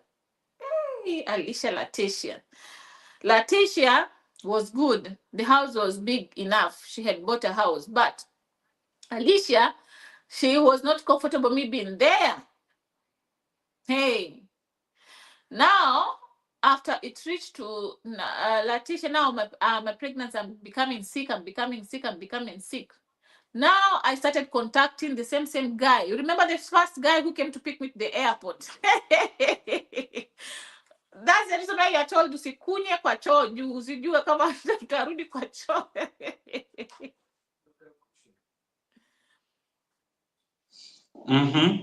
So the first guy, right? Yeah, so I went there. And then we started discussing, and then this guy now told me that now you have to go, and so that they can give you a place for you, because you're pregnant now, you cannot live with people. But now you're forgetting. And did he know the person who impregnated you? No, I didn't tell anybody. When I got pregnant, because now already, don't forget, I got pregnant with the friend of my ex. With a friend, yeah. So now that is already a big problem already. How will people judge me? How will people see me? But now, don't forget about, I'm doing this for me to have to settle, because it's too much. I've gone round. Nobody's willing to help. So, oh my God. So now, after that, I started now getting sick, and then I went to him. He told me that I refused. I really refused, and I really refused. I refused to go to the camp. So after refusing to go to the camp, I started now looking for work. I started babysitting, leader, to people and washing people's house, and I'm pregnant and I'm sick. You know, the sickness, sometimes you don't want to do anything. So it's So why didn't you stay with the guy who impregnated you? he refused to take care of me because now they started now fighting. They started fighting with a friend now. How can you do this? You know, she was like, girl, and it's as if he was still in love with me, but he's pretending that he. I don't know what I really did. Honestly, I didn't understand why he was claiming, why he was fighting him. But later, I came to realize also this guy was just lying to just put me in a box. Because this guy that I got pregnant for is the person who introduced me to this ex. He's the one who showed he saw me. He saw me in a picture. He went and they started discussing me even before I met them. They started discussing me. You know how men they are. They started discussing, hey, this girl is beautiful. This so like that. So for me, when I met first day, when I met with my ex, so my ex was stupid. He used when they go and meet when they were mandom. You know mandom is what? Yeah, I know. So when they were smoking mandoms is when now they are discussing this pretty woman here, and then my ex was stupid because he was telling him that, hey, this girl is hot. She's hot. You know, now when you're discussing your woman, the other man wants to, he's just imagine. Wants to have So a taste and a feel of it. so that's how it is, and now, so that's how it became. That's how I came to realize, because afterwards they started now confessing afterwards, because the guy, my ex, now started becoming so angry and started talking and saying, but you're the one who told me how good she was. I just wanted to know how good she is. So the guy was like, but you couldn't do that. You could have gone to another person. I was just leave. So he was, but you told me that you never wanted her. They really argued. They argued, but the guy he felt so bad to me. He told me that, you could have not done that for me. I was not okay. Nataka chakula pia kunazo imeisha. So this guy, hey, I'm telling you, hey, leader, yani men, hey, achana na wanaume tu. So this guy, after now I told him that I'm pregnant, he started like anaruka, anasema ati mimi hata nimelala na huyu mara moja. I have never been with someone. I have never. We just only. So for me, I had to evidence, and tena, I'm hiding from people that this guy I have been with is a friend to. You understand how it is now? It looks so messy. So, and they are fighting, and Jeff is coming to me. He wants to see me. He wants to talk to me. He's asking me, Esther, how could you do this? How? The way you so good, the way you're nice, the way you. I told him, but you never wanted. I heard you speaking. Hey, when I told him I heard you talking to now the baby daddy, I told him I heard you talking to him, and you told him everything about bad stuff about me that they are not true. And the guy became angry. He told me, so he was doing this so that he can have a chance to have you. So I just became so lost. You know, you can be wondering, you don't want me and you don't want the other person to be with me. So I felt so bad. So after that is when now I've been working. I started working so that I can have money for myself to send my son back. Don't forget that my son is still in Africa. So working. But now I'm working, but the money is small because it's 200, 300, you understand? So for me, I used not to use that money at all. I used just to save. So as I went back to Steven used to help me a lot. Hey, that guy helped me. Yani huyo ni ule mtu mwenye alikufanga na mimi. Huyo Steven ni mlevi lakini. Hey. He really helped me. So nikaenda mpaka nikakodisha, akanisaidia kukodisha nyumba ya kwanza, nyumba ya pili nikakodisha, lakini sasa unajua nyumba my pregnancy was not showing, so I could rent the houses. Karibu karibu Maku. So because I had rented a lot of houses, so this guy, the last house that I was in an Arab house, guy again, but he was an old man. So for him, I was renting a room. I had privacy for my room. And I used to be so clean. He had bed, he had everything, even the kitchen. When I wanted to cook, and I used to cook and clean. That's what he wanted. But this guy also wanted part of me. Also, men how they are. But he never knew that I was pregnant, Nida. Can you imagine? He never knew when I was until when the pregnancy was 6 months. Is when this guy saw. The Arab So guy. when he saw the pregnancy, hey, this guy started panicking and told me that you have to move. I didn't know you are pregnant. And then now, so I went back to Stephen. I told Stephen, this guy is telling me that I have to move because he never knew that I was pregnant. Stephen told me this guy also, he has his own issue. But Stephen told me it's good that even so that you can save that money. Because now you won't be working after giving birth. So it's good for you to go to the camp, so that they can give you a place to sleep and be food to be eating. They'll take good care of you there. Hey, Dida, let me tell you, I cried. I'm going to give birth my child in the camp. And the father has a big house. The TV is big. Huh? Yani Dida hata siwezi kukwambia. Yani nililia, yani I cried. I was putting 1 + 1, it doesn't come. Inaona tu inakuja 22. Hata haiwezi kuja 2. Inakuja 22 instead of number 2. Yani I calculated my life. I said, now me, I'm done. I don't know even if my son will ever come back to Africa, to Europe. Yeah. So after that, Dida, me going back to the camp, let me tell you, everything happens for a reason. You guys never ask God anything. Manze, imagine hiyo nilipofika mwezi wa 7 sababu mimba iko kubwa, when my pregnancy was too big, 7 months. Now I was forced to move to the camp. And that place that I went, Brugoden, I lived with Eritreans, Ethiopians, many people who are being given asylum. They are those people because in their countries there is war and there are a lot of, special things. Yeah. So when I was there, they took good care of me. I'm telling you, even I made a lot of friends and they were so nice. They cooked injera. Oh, it was so nice. Even I just wondered, where was everything? But every weekend, I used to come to Uppsala. But weekdays I stayed there because now there is free. Everything is free.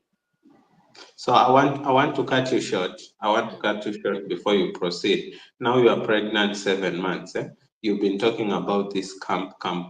Just explain to us, those of us who don't know about this camp you're talking about, because maybe one day someone will find themselves there in such a maybe in such a situation. Maybe you've gone, you don't have a valid papers.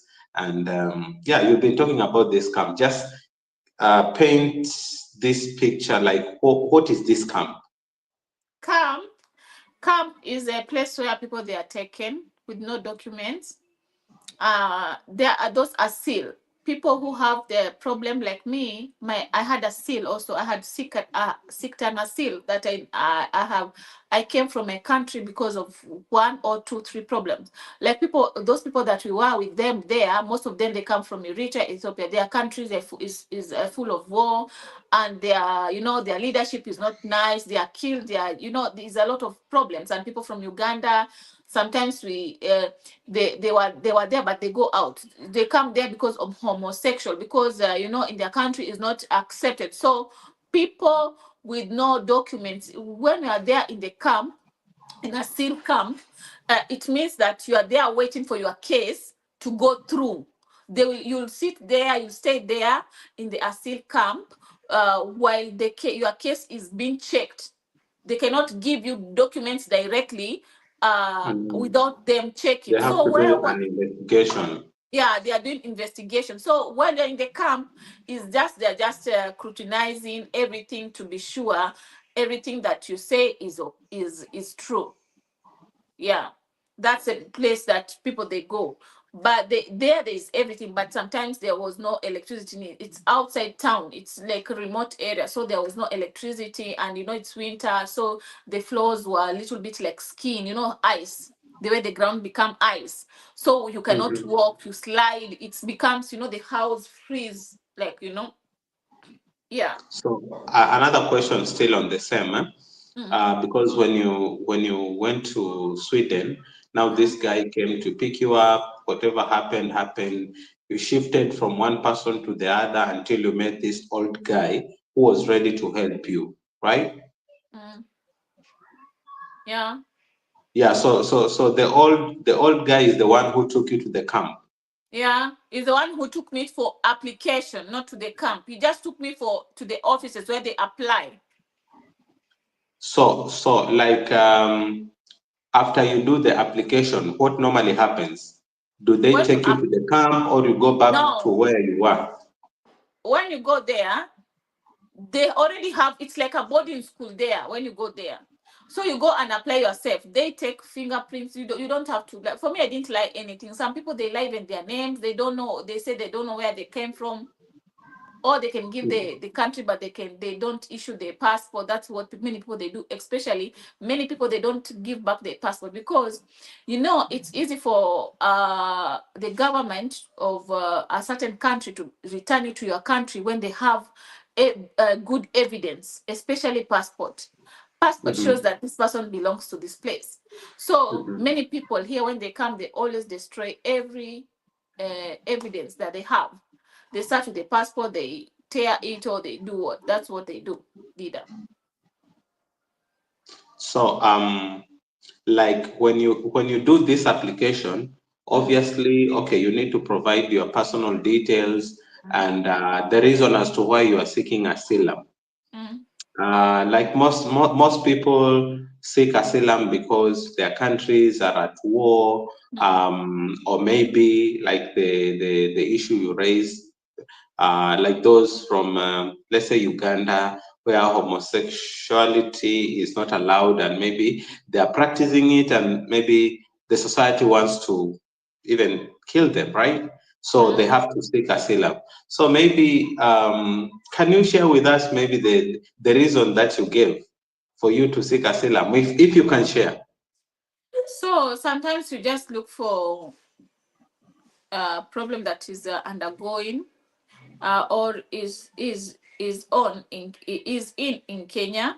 Like for me, mine was really personal, but I just gave out a reason with Mungiki, but I cannot give exact details. It's very like it's Yeah, very, yeah. yeah. So for me, the situation with Mungiki was not a situation now accepted anymore, because it's like now that thing of Mungiki stopped in Kenya, and they know as Kenya we live very peaceful.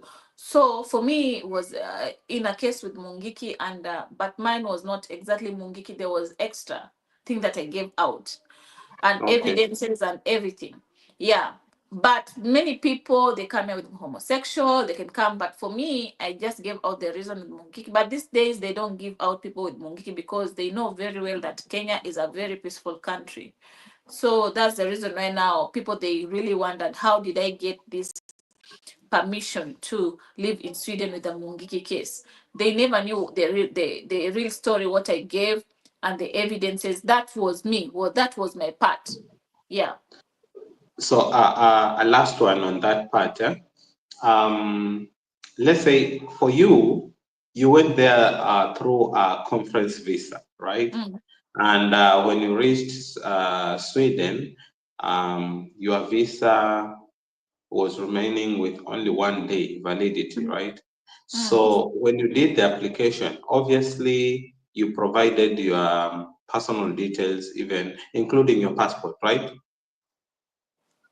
Yeah. So did they check like in the system how you got there, or they don't Yeah. consider like? Yeah.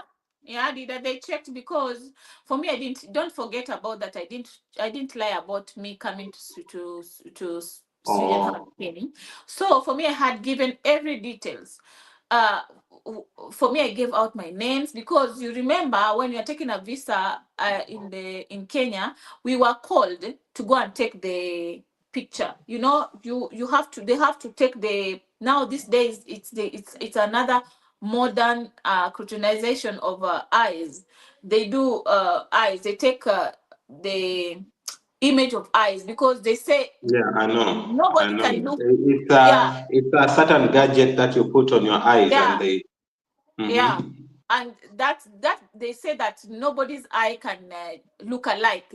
Everybody has a different type of. There's a different. It's like a finger thumbnail. Yeah. Everybody has a different one.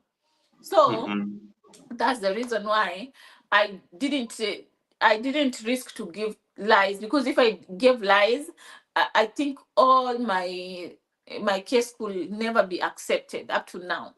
But for me, because I So, gave everything correct, but the story, I just concentrated on my story, not the so who I am.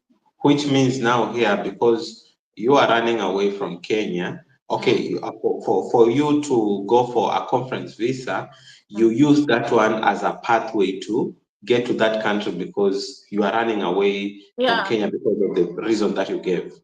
Mm-hmm. Okay, Yeah. okay, okay. Now proceed from the time now you are 7 months pregnant and you went back to the camp. Yeah. Yeah, I stayed there, and then it reached time for me to give birth.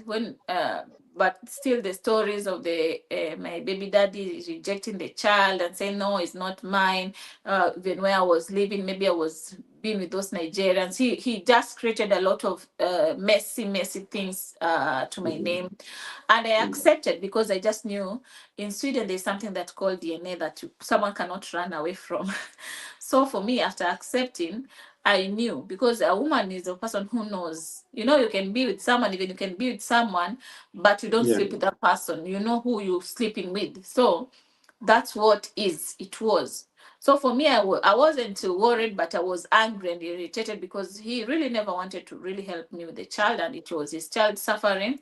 He never really helped me, even when after me, when I was in the camp, I just told him when I was giving birth, and then him with that friend of mine that called Sarah, the woman that Uganda woman that called Sarah came to see the child, and Sarah was coming to witness if I'm breastfeeding the child, because they had also another rumor that maybe I might be HIV positive. Hey, it was Mm-hmm. messy. Yeah, it was really Mm-hmm. messy. So when they came with that woman, uh, I took it to it was okay. I was happy for them to be there. He was there before when I gave birth. So he saw me giving birth. He was there. Actually, he was there. He saw the child and took the picture and sent it directly to the grandmother. And the grandmother said, "Ah, this one even you don't need a DNA. This one is yours." Uh-huh. So, but for him, because he had other woman back in Germany, so he was trying to deny so that the woman cannot acknowledge that. So it was messy. At the end of it all, after giving birth, I came back.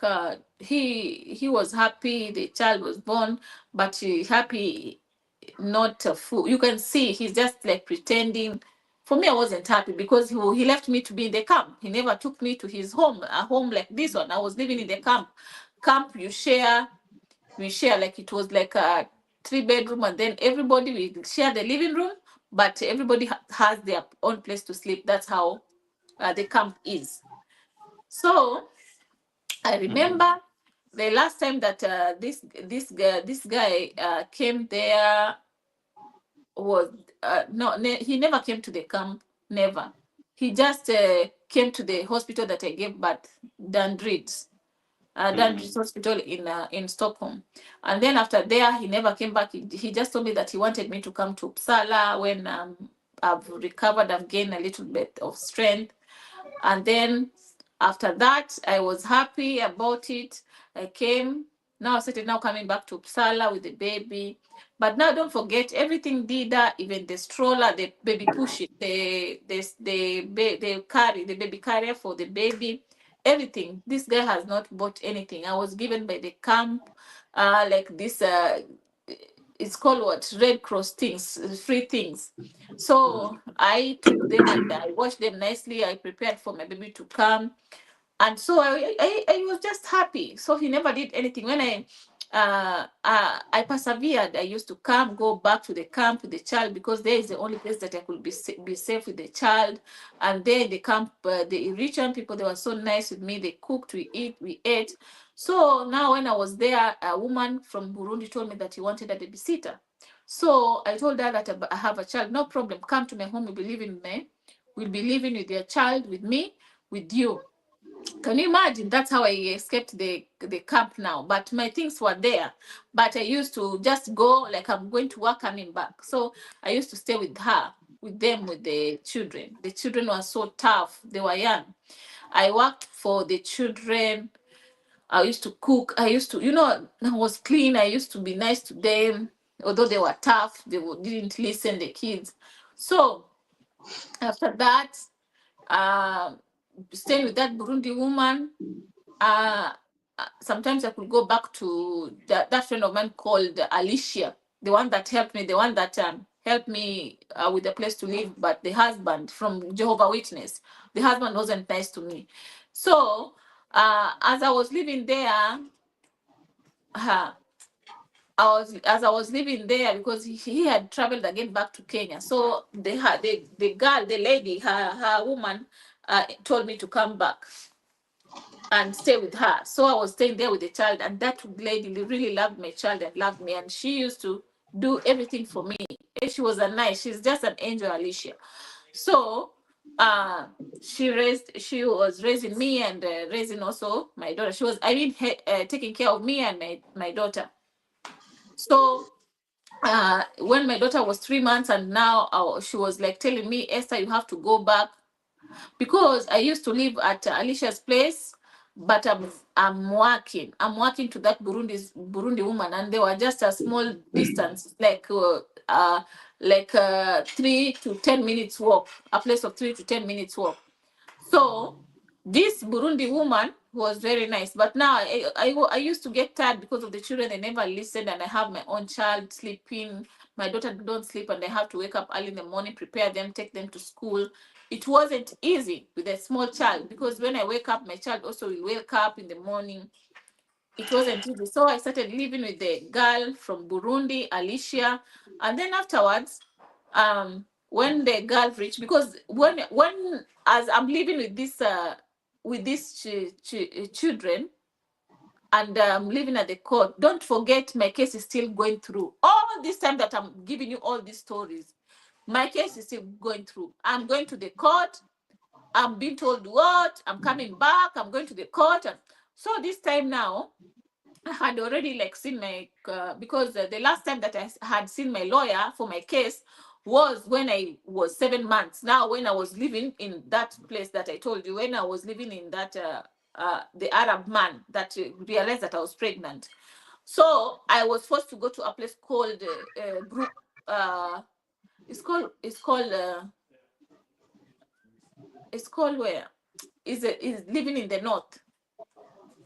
Boden is living. It's called Boden. So Boden is the coldest part in Sweden. It's a very cold. When you Google Boden, it's in Sweden, and it's very cold. So I was supposed to go there, but it wasn't cold. It was during around summer, but I was heavy pregnant, and these people, they never treated me so nicely. They never paid for me a better place to sit, because my pregnancy was big, and traveling from Uppsala to Boden is very long place, because it's almost like 7 to 8 hours, I think. Yeah. So, and I'm pregnant sitting, and I was just given a normal seat up, there's economy and business and first class. But for me, I was given economy, sitting with others, and the smell. So when I reached there before my case, already I was feeling sick. so sick that I was so sick. I was, I became so sick. My legs had swollen. The pressure is high. So my lawyer also like wrote a note to them, and it's like he wanted me to be refunded. It's like he reported this case, and he felt like they never treated me right, for me to go to the place for the case hearing, with pregnancy of 7 months with no like taking good care of. So they then coming back from from Buden, my lawyer, she was a woman, a very good woman. She paid a ticket for me to take a first class train now coming back so that I can rest my leg, I can sleep nicely. So I came back and then I waited. Now I see after that I have given birth. Now I'm working with those rich Burundi woman with the children, with my child. After 3 months, the results came. I called. I was sitting with my child, sitting. I just hoping that my case comes out because I didn't see. And then I called her. I called my lawyer. I told her, now I'm feeling so frustrated with the child in people's house. My lawyer just told me, have you not seen that they have accepted? I jumped. I started screaming. I told Alicia, have been given permanent. Alicia didn't believe. See, I went to my Hotmail email. I showed. See, have been given. See, now everybody in the house woke up. The husband, everybody woke up and they saw that I had this permanent thing. Everybody now, the people, they doubting Thomases. Now I started sending to my friends, Kenyans friends. I told them, now I'm a resident. I'm a resident here in Sweden. And my cousin and my friends, they were like, no, you cannot get a residence just like that. You've not even stayed for a year for this case, and also the case that you've given out was not not a strong case, and they never knew what I gave out. So they were just talking, babbling. As for me, I just sent the picture of the passport of the permanent acceptance of me living here as a resident. Oh, everybody was shocked. So that's how I got my permanent, and then now I say continued. Bida. Like, sorry to cut you short, Mm. but for the 2 hours we've been talking, and the last live stream that we had, um, this is the only part that has good news. Yeah. You've Can seen you you've see? seen me smiling. You've seen me smiling because I wanted to cut you short. There's a Mm. question I wanted to ask, but Ask. you know the way you are flowing, I knew you are heading to the best news, so I had to chill.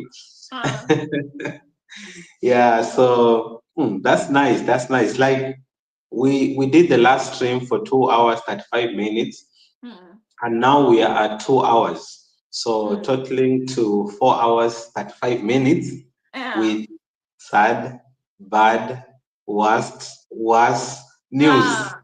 Ah. So like Dida, can I tell you something? this is the Dida, part. Huh? it reached to a point that I felt like God. I felt like people, they always just talk about God timing, God timing. When is my time? I started even asking God. People, they always talk goodness about you, God. When is my time coming? Where are you for me? You always appear to other people. What have I done that you never dare to come for me? You never dare to rescue me. Where are you? Did at that time you don't see the good thing, any good thing. You just see the negativity around you. Did I just saw everything negative. I never concentrated on the positivity. I never saw, even I didn't see even about the pain of the first class. I never even talked about it so much that time when I got pay when they paid me, because that's the time that I could have realized that now my case is going to be easier. I think that case became easier for me because after I underwent all that stress, without sleeping, I went. They thought that I will not make it to Buden because I'm pregnant, but I still went. I showed them, yes, I want to finish up with this thing, Because if I didn't go, it meant that it would have been pushed to another date, the case. Yeah. So for me, I never refused to go. I went and I became so sick. And from that, because I became so sick until now, after that time is when now I became sick until I gave birth. And then after giving birth, after 3 months is when now, because I was still communicating with my lawyer, telling her that how it is, because she knew that it wasn't nice the way maybe she insisted for me, and she like wrote a letter that I have to go and be check how is the baby.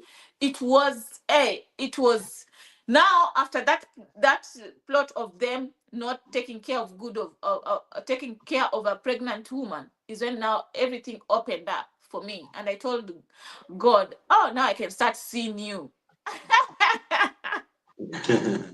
Yeah. uh, Exactly. So, like the question that I wanted to ask you, is you are mentioning my lawyer. Like, do you have to pay for this lawyer, or how did you come? How did you get the lawyer in your case? no, And at what point did you get this lawyer, or you decided, let me have a lawyer, or is it automatic assigned no, to you by the government?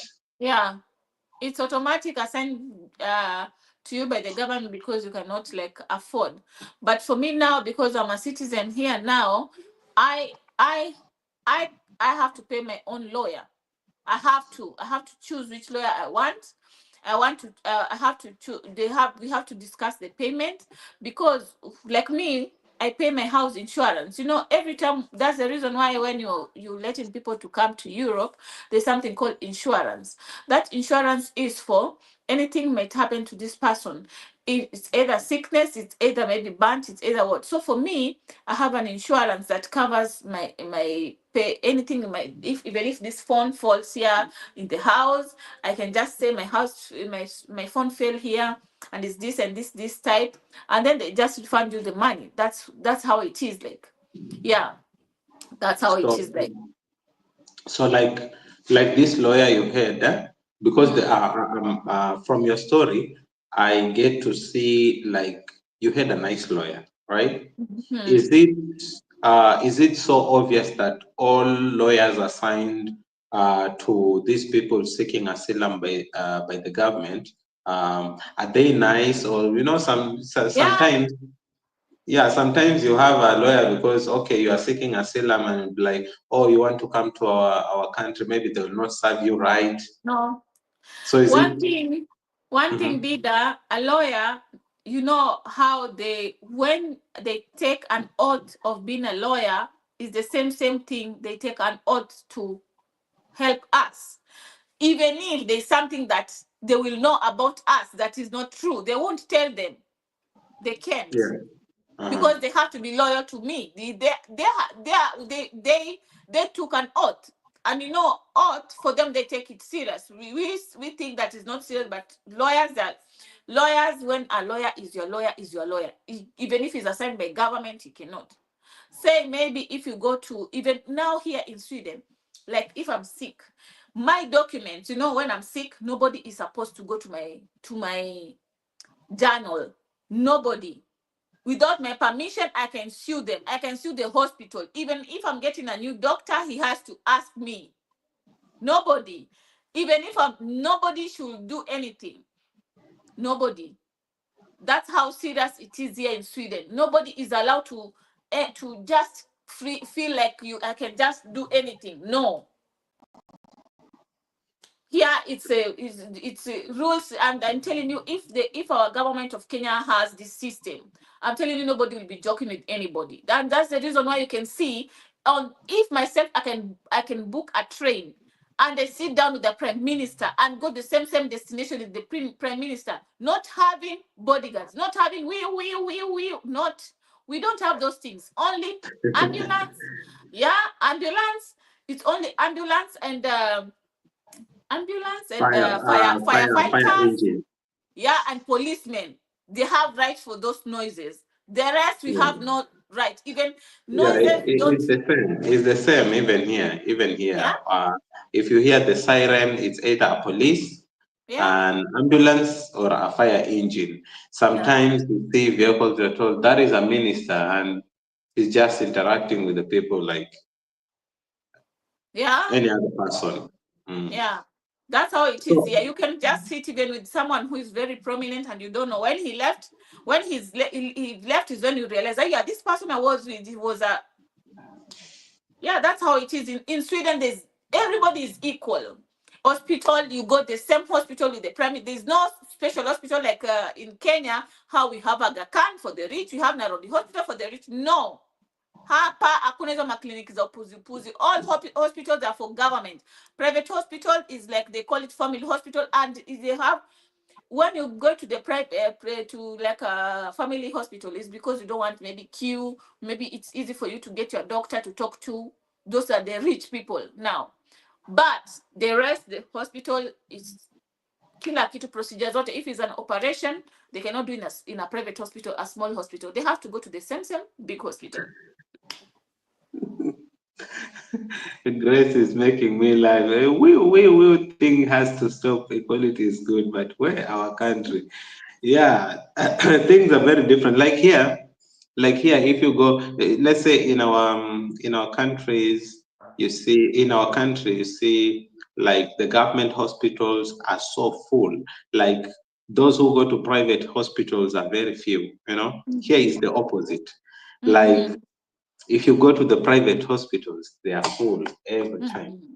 Yeah, but government hospitals, Mm-hmm. like, is the opposite of Kenya. Yeah, the other question I wanted to ask you, Mm-hmm. do I still remember the question? Yeah, you mentioned when you are like during the time you are in the hospital giving birth, you're saying like your baby daddy or the father of your child came to the hospital, right, and took a picture, sent to his mom, that is the grandmom, and said, oh, this one, there's no need for DNA, this is a tick, this is your child. So did he give the child his names? No, it's now the mother decides. Here about children after birth is me to decide. The mother is to decide. Uh-huh. Yeah, but after you have me as a mother, I've decided I cannot go again and change as I want. I cannot. So it's the mother who has the say. Yeah, it's a mother. You can decide. I don't want to put him in his. So even if I'm the father, or let's say this guy was the father and he was at the hospital, and maybe he has said, okay, this is my child, and I want the child to have my names. No, it cannot happen because you don't. We that part is always not very important to feel it in the same day. You can feel it there and there if people you're married because you know your situation. But sometimes they always prefer for name of the child not to be written in the same day. They always just leave it blank for around it's not a month. It's like 2 to 3 days because you'll be there in the hospital. Definitely, you cannot just give birth and go out. But if you'll be going immediately, they send you your everything at home Mm. for you to fill in because What you about know what they about send this you. in this situation? Mm, Let's say the father was there. mm, He has decided to give his names to this child, and the mother, you are the mother, you've agreed, all right? yeah, And then thereafter, there's some disagreements that you feel like, no, you this cannot guy, change now. this, Now you have to wait up to the child is 12 years. okay, okay. I just wanted to know if it's the same or it's different from other No, countries. once you have accepted it, you have put yourself in the problem. You have put yourself in the hot soup. It cannot be reversed. Yeah. Yeah, so I was so excited to hear you like breaking the news, when you called the lawyer and you're like so depressed, you don't know Mm, what to do because you're living in this house, so many challenges, and the lawyer was like, You know, your case is over and you've been Yeah, granted I don't even. Can you permanent imagine residence. that when I called her, I didn't know, and I have been given like yesterday. So I think she was thinking that I'm calling her to tell her thank you. Ah, yeah. So I was saying that because you saw me smiling because I was like, and I'm glad the way you're explaining, because maybe someone will think the story is boring because you're going into details, but it's good because, as I said, since we started 2 hours ago, it was just bad news, bad news, bad news. Even Bad the news, and that's the reason yeah, why even good the news other takes time. And I want yeah, to leave another. even the other time on Thursday when we had okay, bye Tina, thank you for coming, thank you. So even the other time when we had the first part, still it was the same. But I'm glad the way you are explaining into details, like even you move to this, you move to this person, to Stephen, to even the names. This shows that um people go through a lot, because someone will come here and say, oh, when I went there, my cousin didn't come and pick me up, he sent his friend, and then I moved to this place, and maybe sure he won't mention the details, but you've gone to the details, and I'm happy because there's this comment when I was smiling because the way you are breaking the good news. Grace said that she also smiled. Smile, yeah. I saw Yeah, it. she said smiling too. Yeah, because it was the best part of this story. And then she said something. Yeye hawahi wala chelewi, wakati wake ni wasawa, like yeye halali wala Achelewi. achelewi. Yeah, she was Yeah. talking about God, like God doesn't sleep, and he's never Does it at his late. own time, Yeah, and so his own time is his the timing best. is the yeah, his timing is the best. Like, Yeah. you went through all that, yeah, from your upbringing, your parents, what you went through, like your family, because I know there's something that is what we want to end with. Because when I listened to your story the other time, you mentioned about your family, like you wanted to be accepted into, like, your father's side, Hmm. uh, your father's family, but what you went through, right? Yeah, so all that because your father and your mother were not staying together, and you went through the challenges. You didn't have the money to, like, to facilitate you to travel, but still you went ahead, even kind of, did you sell, or like you took a loan, Yeah, I took a loan. using I took your a loan. Mm. mom's houses, and you travel. And even after landing to in Spain and later Sweden, you went through a lot up to the point that you were granted permanent residence. So I've seen your resilience. Like, you are that person who is a go-getter, and you do things like, what do I say, like, you are those people who are saying, never accept defeat without trial. Like, you have to try, then you fail. But for you, failure is like, because I'm trying to imagine, you you just want to travel. The agent has given you a visa, a conference visa, which is valid for 30 days. You've gone around looking for the money, and two and a half weeks are gone while you're still in Kenya. So when you finish the last process, you travel to this country with only 4 days remaining. I can imagine that. So it's kind of like you are ready for anything. Mm. Yeah, I did that. I was, Yeah.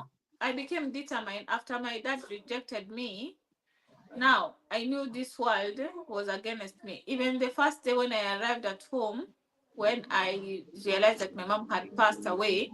Now it was light, but I saw dark, and I didn't want to talk to anybody. I ran to my friend's home.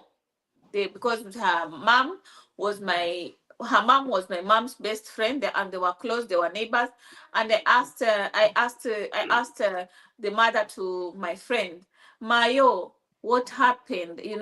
I was just blaming her. Where were you? And she told me, no, don't worry, God has a good thing for you. I told her, now where will I go? And then Mayo told me, you can come here. Mayo is to say mama in Rabbi. Yeah, it's how Yeah. they call it. Yeah, they are from Rabbi. But Mm-hmm. I was raised with them, and they were so nice. We used to sell for them mahamri in our shop. We had a shop. My mom had a shop, so they used to bring because every morning people they always they used to come to our shop. They buy bread or sometimes mahamri. So they used to bring us mahamri in the morning to sell for them. So, and from that moment, I saw that darkness. I thought that my dad will come through, because already I had told you that I had told my dad that I had wanted to meet my dad, but my dad thought that my mom is the one who sent me to him so that I can destroy his home. So he said that he doesn't want anything to do with me. So I thought that minutes after my mom has passed, my dad can come in and help me up, but he never also helped me. So who else was to left it? So after he rejected me, and their sister stepped in, and I was raised by them. From there, again, me meeting with my man, now my first love, and him again cheating on me, and I was forced not to forgive him because I had given him everything that I have, and he knew my situation, and he was a mama's boy. So for me, again, I was feeling like everywhere that I'm going, everybody's letting me down. My mom let me down. She dies when she's young, and then now my dad have rejected me, and then my mom has, everywhere was a sign of rejection, and people never cared about how I feel, me as a human being, but they judged me for what I am. So for me now, I had to step up and think what is right for me. For me, this time when my man cheated on me, and I could not forgive. I went to church. I was sleeping even in the mother bow there in front, praying. I'm praying, but I don't know what I'm praying, because even I didn't know how to pray that time. I was still young, because I was not still young and naive.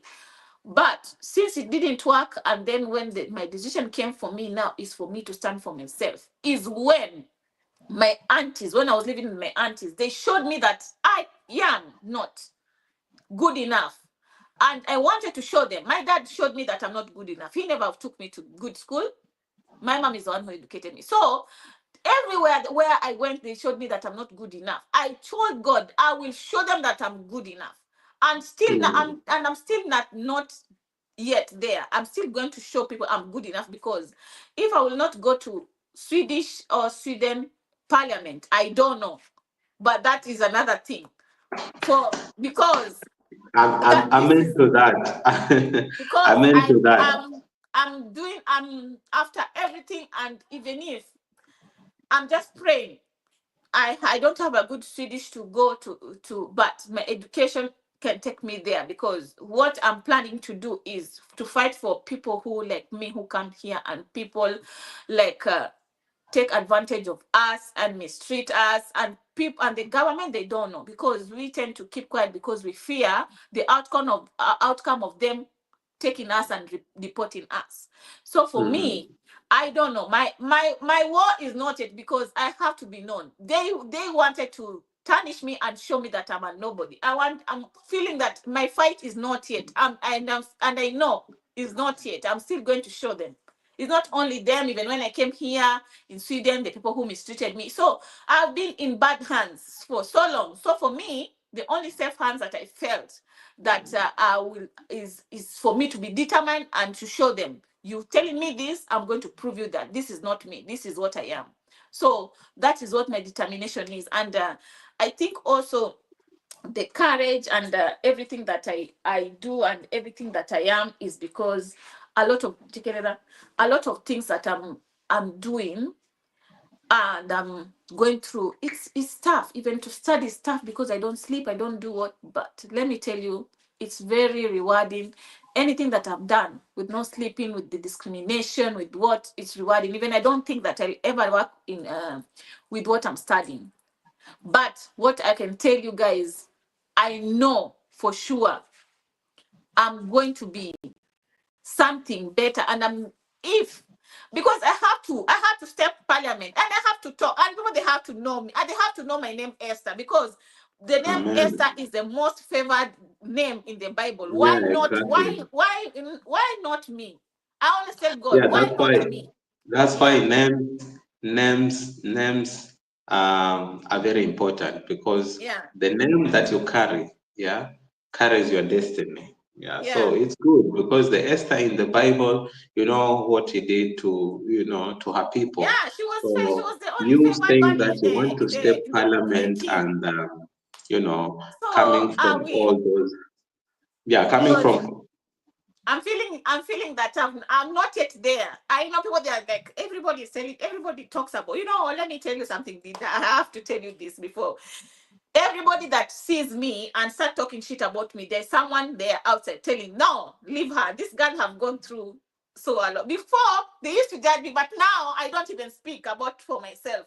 There are other people telling them, no, Esther have, they now, I think God just closed their mouth, because what they were thinking about me, and they have not seen, they judged me so much about me. They had their own view on me, but not knowing what I am or who I am.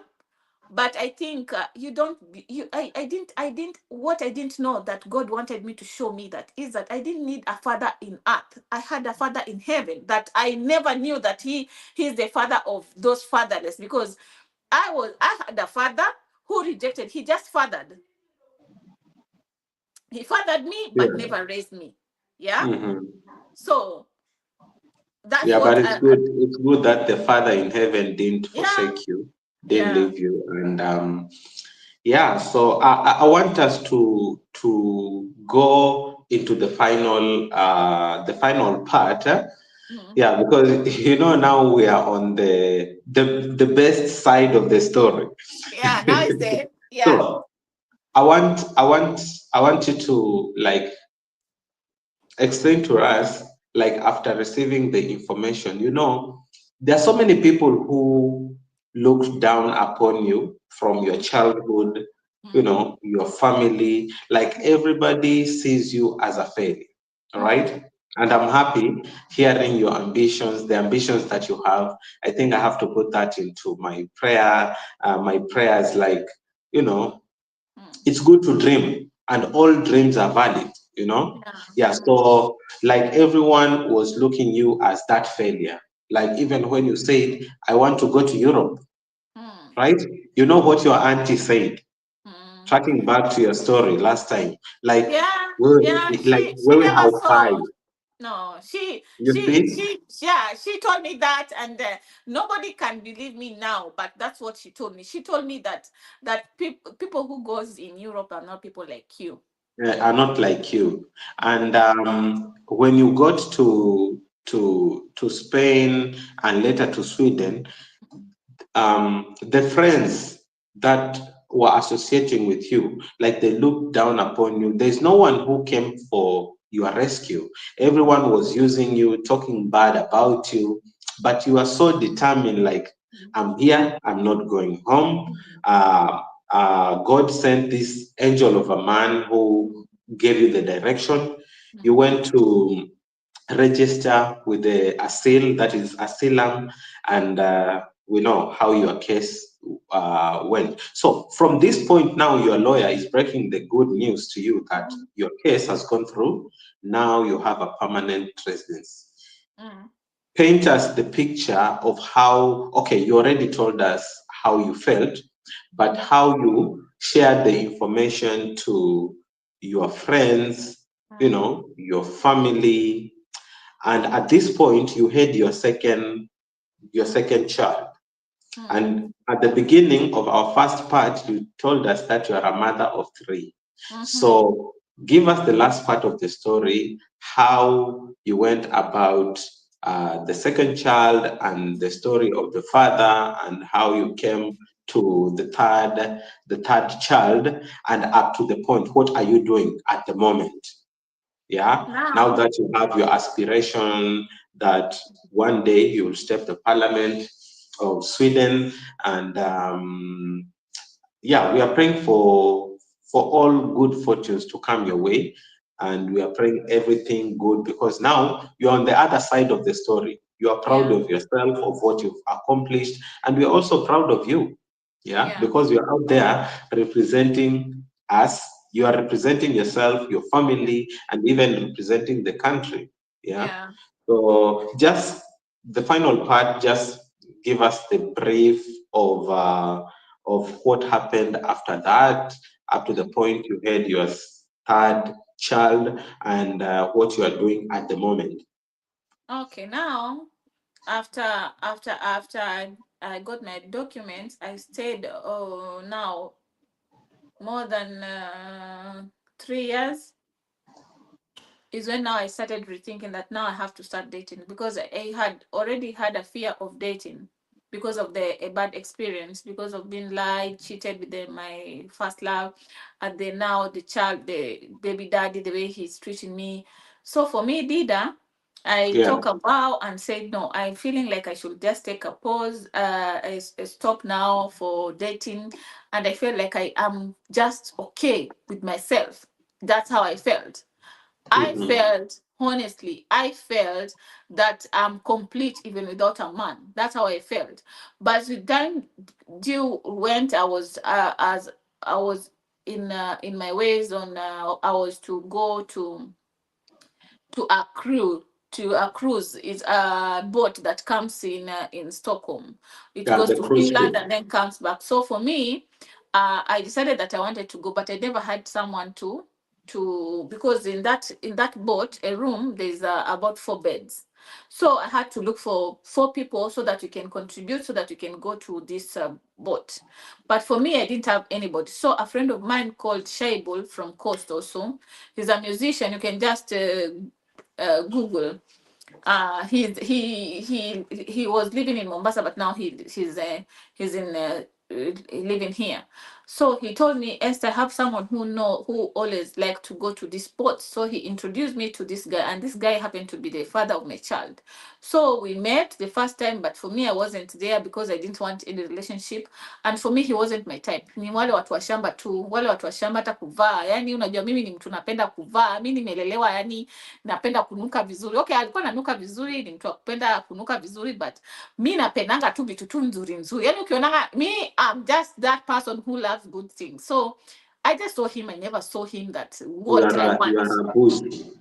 Yeah, I didn't just like him. That I just felt like this is not what I want. That's how it is. So Mm. for me, Dida, let me tell you, I just saw him. I never liked him, and then we went to the boat. He was like begging. Alikuwa ananiuliza kwanza, even before we board the boat, he was asking me, when mtaita, kwa mweupe, sijui umetoka wapi, yuko very beautiful. Mhm. Sababu nilikuwa nimeweka picha yangu kwa nini, kwa WhatsApp. So I think when he was given a number to communicate with me, because I wanted to go to the boat, and he's a member of this boat. And when you're a member, you get offers. So Like privileges. Mhm. yeah, so we chose that room with 2 beds, huku na huku. Yeah. Mhm. So for me, he was like alikuanga tu yuko nagging, yuko all over me. Uko mrembo, sijui nini anashika hivi na uko soft. Yani alikuanga so nagging. And for me, I don't like when a man is nagging like that. Unajua mwanaume tu akiwa tu hivyo ni mtu tu tamaa tu, ni last. Inaitangwa last, not love. So Mm.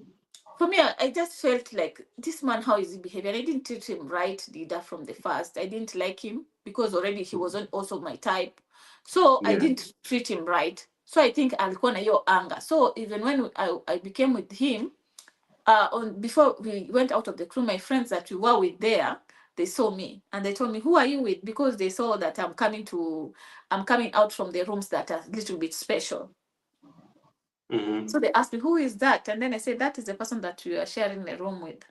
And this guy, And then this guy was all over me, wanting to be close to me. And then my friends were telling me, this guy is a nice Esther. Just try. Don't give up in dating. Just because you failed twice doesn't mean that you cannot try.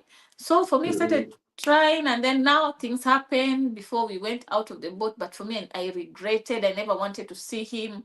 You know, when you do something with a person, because you just feel like you want to, you know, ukikaa sana bila kuwa na mtu kimapenzi, alafu upate mtu alafu mfanye na yeye kimapenzi, kama hutaki unafanya tu, yani ile kujiridhisha, is very dangerous, because you start feeling like, why did I do this? Why? This is not what I wanted. This is not type of mind that I wanted. But it was after the second day is when I started feeling, because my friends are like, no, try. Even you, what happens in when you what happened in China stays in China. You know what happened? And so that's what they were like, no, Esther, you have to do something. You have to. And then so that's how it started. So it just happened, and for me, I never wanted to see him. When I came back, I told my friend, the friend that introduced me to him, that everything was okay. There the boat alinitreat vizuri, alilipa chakula, akalipa nini. Mimi sikuanga na pesa. Hata ile pesa nilikuanga nilipe niende nika the money that I was to go and contribute, because we were sharing in a cabin. I didn't pay. He paid for everything. So you can just see how this guy he alinitap. So but he treated me so nicely. He bought the food. He took me to the tax. You know, buying things in the boat are free, tax free. So he bought me perfume. He was so nice. So it was nice. So afterwards, we came back home. It was nice. I just felt he was like bugging me, disturbing me. And then I told, no, me, I'm studying. That time I was still studying language, SFE. It's called SFE. So he told me that, okay, can I see you? I told him, okay, I will try. I will. The guy that introduced me to him came to me and told me, Esther, you're not supposed to be rude to a person. Unafaa kuwa mpole. Gambia, mi sitaki mambo za upole, mi sitaki relationship. I don't think that now I'm ready for any relationship. And then the guy became so miserable. He was like you used me. You when I was with you, you showed me that I was good. Sababu unajua usitoe picha. Sasa unajua alifanya mambo yake vizuri, alifanya kazi yake vizuri, alitekeleza mambo yake vizuri, Dida. Umeelewa? Yeah. So when alifanya mambo yake vizuri, Dida, so this guy thought that mimi nitakufa tu na hiyo maneno. He doesn't know that for me, I don't fall in love just like that. We women, we are not like that. So he was like very angry and pissed off. So the friend that introduced me to him started talking to me and telling me that, Esther, stop doing that. It's not nice. It's like you used him. I told him, no, I didn't use him. I don't feel him. I don't feel like I like him. I just feel like no, I don't feel like I love him. I feel like I like him just as a person, even not as a friend. I don't want even him as a friend. So it became like, oh, the guy is telling me, no, it's not nice. Just be nice. You can just meet, even talk, because he was nice to you. So I just accepted meeting him, and from there we started just like that. And then it became a thing. So we started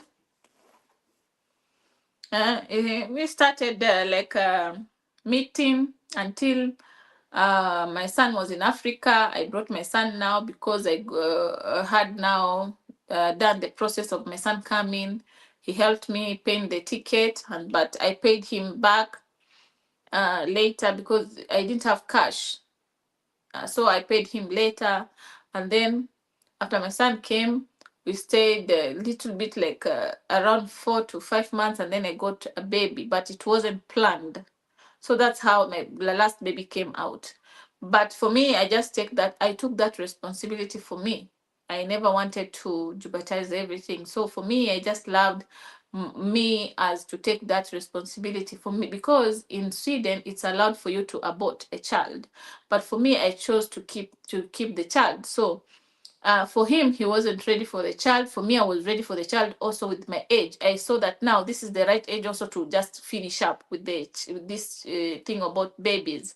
So for me, I just say no, because it has come. Maybe God has a reason. So I just took it in.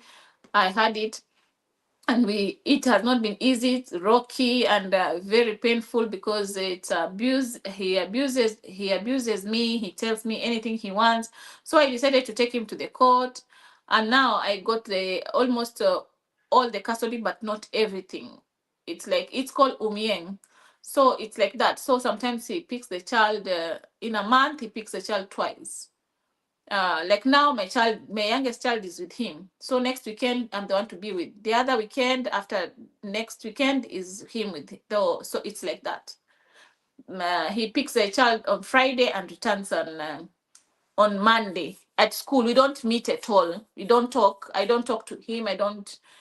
Because it became dangerous until the government decided that he should stay away from me. Yeah. So now, after that, he was very abusive. After now, I talked to the government, and they decided that they helped me for him to keep away. And then now, I started thinking that what should I do? Because now I cannot stay with just working and all being at home, because there are no good jobs. So I decided to start now. I started to think about what I'll do. So I chose the course, and then I started studying. So I studied, and now I'm finishing already. I'm already there finishing.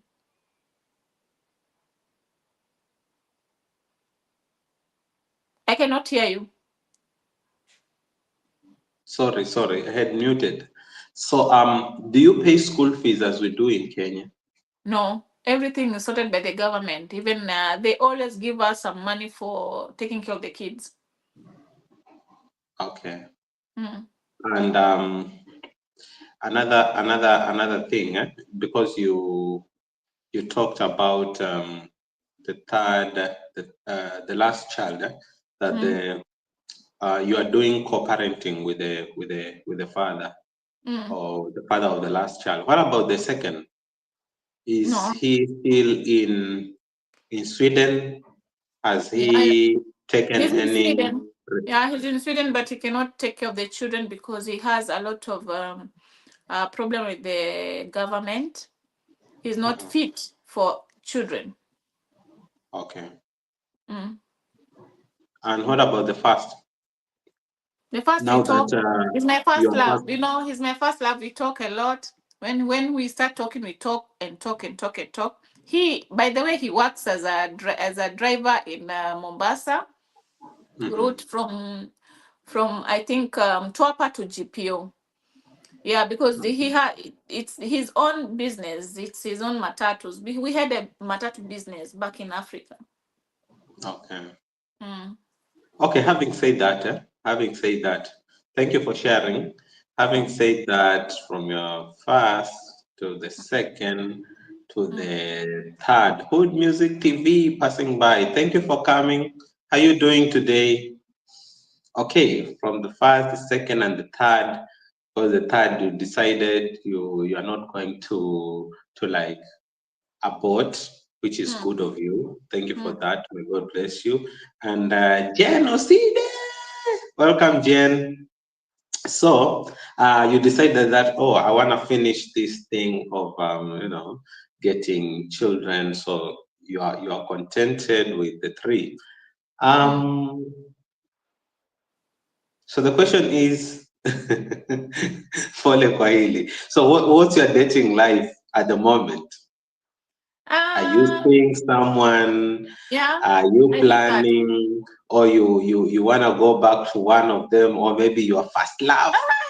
Where? I need to go back to Yeah. one of them. Dida, you want me to die? No, I'm just asking. Unajua hapo kwa first love kumenigusa mimi nikaona Okay. Okay, I'll mm, be honest, the first love, mi sitakangi kuongea na yeye sana sababu Wow, honestly, up to today, mi sikukosana na yeye, tukukosana na mimi venye tu nili give up. I gave up with my marriage because I was young and naive. Yani sikutolerate. I couldn't take it that my man cheated on me, you know, even after giving it all to him. So I don't always like to talk to him so much. He's always like insisting, talking, even after talking to his son. You can see, pelekea mom simu nataka kuongea na yeye. We talk, but there's nothing. It's not bad. It's not bad to talk to him because Yeah. You parented together, like you got a kid together, and the kid is with you. So it's not bad to talk to him. No, Yeah, it's but I not was just bad. It's not. asking. Yeah, I was just because the decision is upon you. Maybe Yeah, I maybe he understand. moved Yeah, I on. understand. See, Yeah, but I mbaya. was Hata mimi just asking sikatai. that. Sikatai. Maybe hapo you see the bush, yeah? You see the bush is rich. Kuna watu hapo hawachati lakini wako hapo tu wanaangalia. Maybe there's someone there who is asking, hey, mrembo kwani ako na mtu ama hana, you know? Because yeah, I have someone. Niko na mtu lakini saizi tena nimesimamisha kidogo. Tena yani mimi Dida saizi nataka mtu mwenye naona tunaenda kuenda. Saki mtu mwenye ambaye naona tunaenda tukistop tunaenda. So saizi niko very careful of hata kuji-expose. Niko na mtu mwenye najua ita work out two things pole pole, God willing. mbona Naombea. mnanicheka? Ona watu kwa chat wananicheka. I'm asking for Anajiulizia yeye. no. Ninaulizia maybe kuna watu wanauliza the same question hapo kwa chat, ni ile tu hawataki kuonekana. Unaona hiyo namba hapo, hiyo namba ishuki, inaenda mpaka 12 ishuke 8, lakini haiendi chini ya 6. So there are people who are there just listening to the story. You never know, maybe hata kuna mbunge hapo, maybe there is a member of parliament, Swedish parliament hapo, na wewe umesema unaenda huko. Okay, my first love, what tunaongeanga na Dida, acha nikwambie tu kweli. My first love tunaongeanga na yeye. Na tukiongea na yeye, tunaongeanga hataki kuacha, hataki hata nikate simu. Tunaongea nasema alafu hakuna kitu hata tunaweza sema. But naelewa because he was a mama boy. But now I know maybe anafikirianga maybe saizi nimetulia nataka labda tuongee kama tunaweza rudiana, but for me I can't because already kuna watoto wawili. Aliniacha na uchungu mwingi sana because the mom also never liked me because his son loved me so much than him. So akaona nimechukua son yake and she started disliking me. You know what she did? She was supporting the other woman who took over my home. And so I became so angry. How did she? Because amenicheat, amekuja na mtoto mwingine, but the stepmother, I mean not stepmother, my in-law akamsupport akasema huyu mtoto lazima alelewe sijui. It was so painful for me. I really cried. So the first child they have akwangi mtoto sawa, na kwanga mtoto kuna venye hayuko sawa. Wa pili anakwanga na heart disease. Unaona Dida? So stakangi ati akuje sa nimchukue ati nikonge tunaongea na yeye alafu asahau mambo ya watoto wake. Wanamneed sana hata kuniliko mimi wakati wangu uliisha. Unaona? But na feel as in sometimes anataka vitu kama hizo, tuongee vitu kama hizo. Juu hata nikaambiwa kama naweza rudia nani, labda yeye ndo naweza rudia. Maybe. Sijasema ati naweza, nimesema maybe if I can be told. That's the only person that maybe I can feel like I can go back to him because it was true love. Not just based on true love. Yeah. Ikuwa kati ya haraka, it will take time because I stayed with him 3 years before having this baby. So unaona ni kitu ilikuwa it was na mpaka kaanza sasa kuniambia I need a child, I want a child. Mpaka tukamove kwa nyumba kubwa.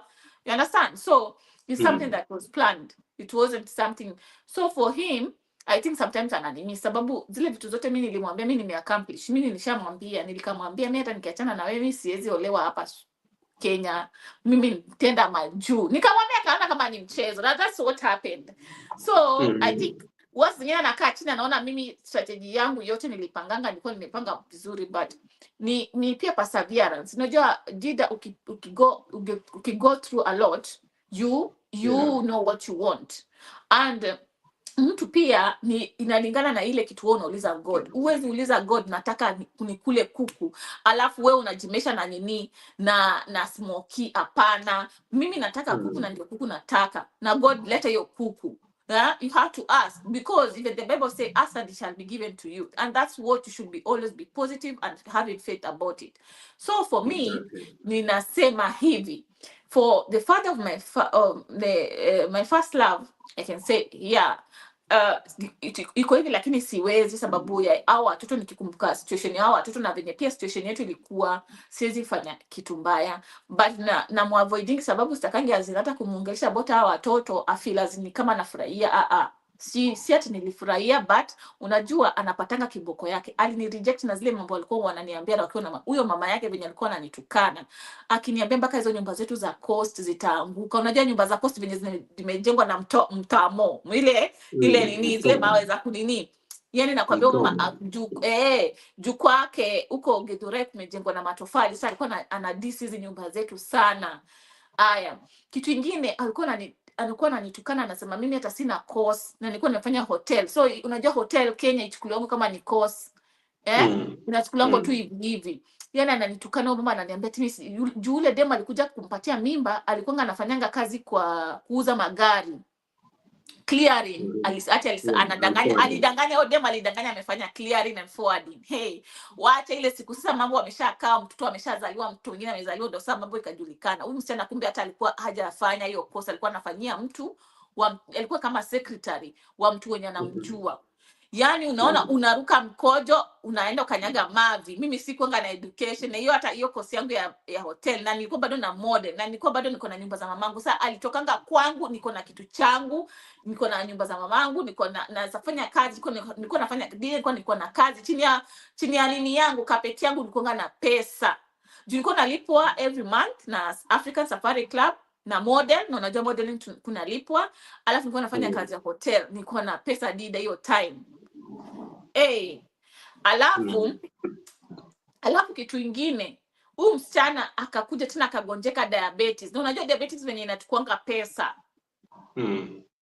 Sasa mimi najuanga, mimi hata nikajirudisha hapo, chali ni rahisi sana kuacha udemu wake. Juu anaona tu ni nooks tu. Wewe umekuja tu kuspend pesa yangu, ameenda India kwa ule mtoto wa pili, wamefanya nini? It's you know, you don't have to make someone's child cry.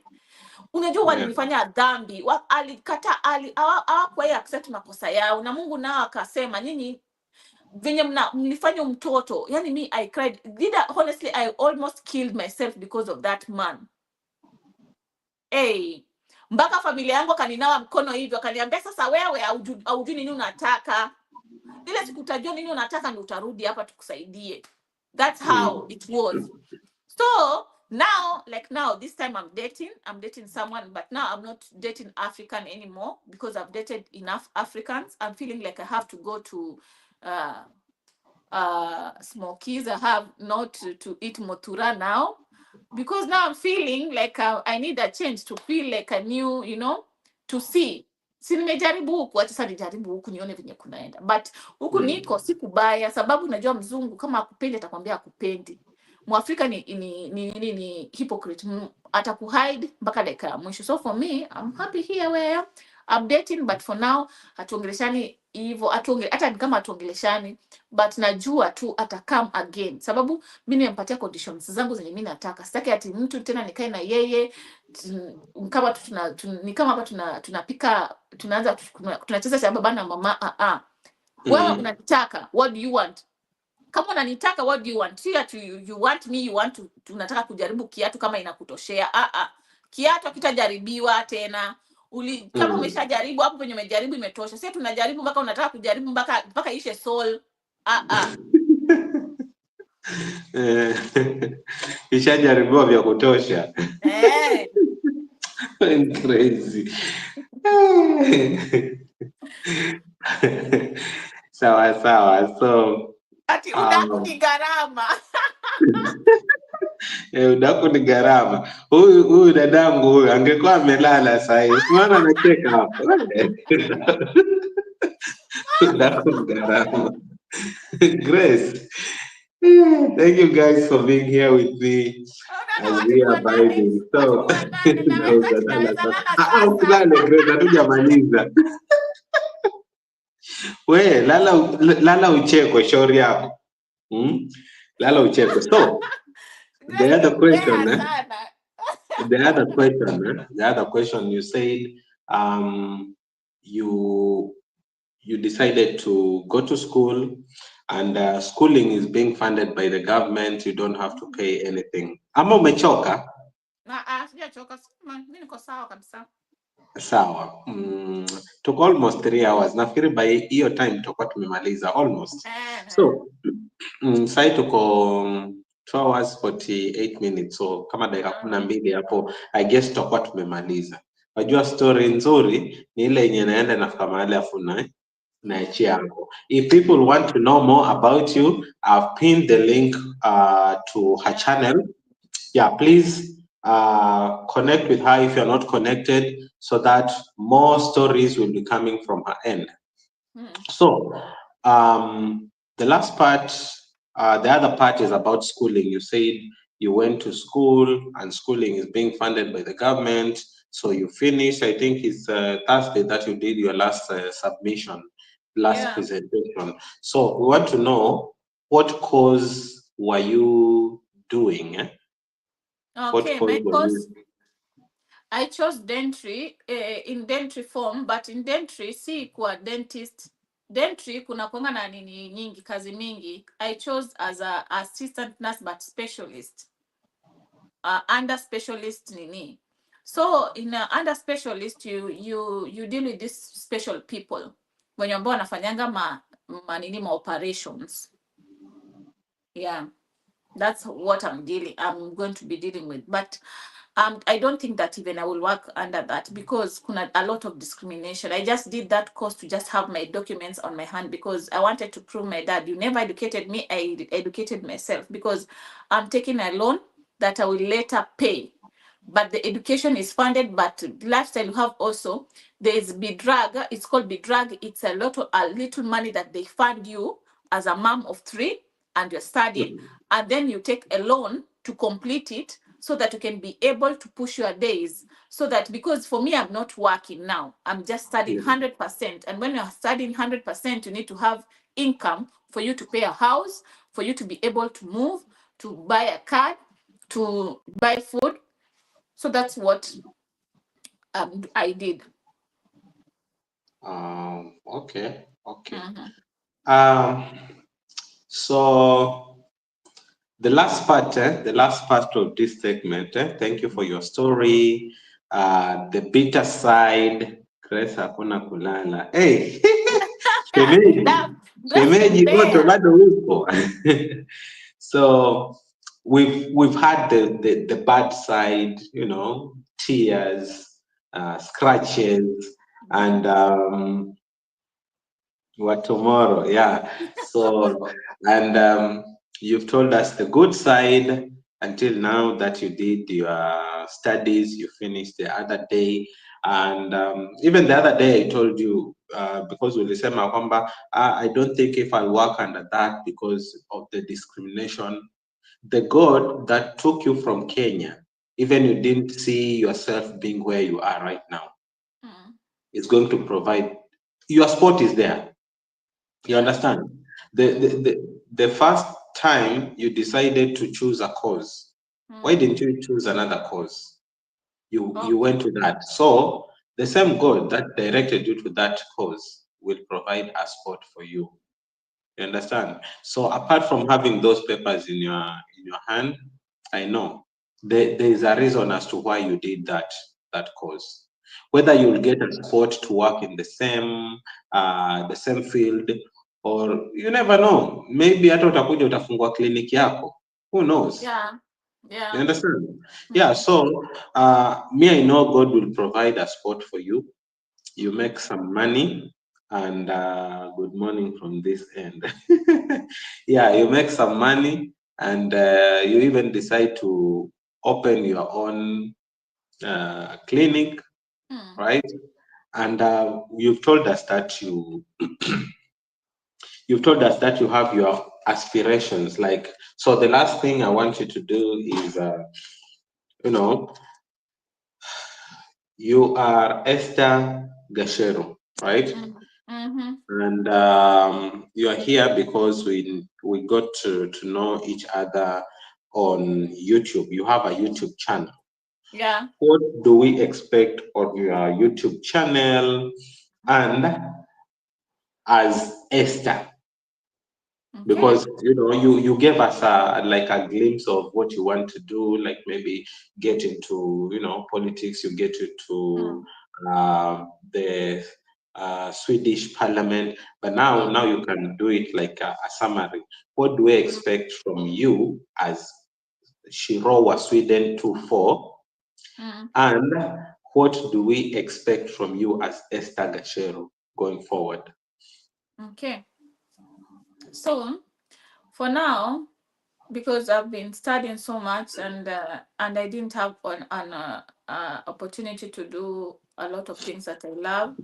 For me, in my blood, I always have business blood. In my hands, I like making money. I don't like to make money for others.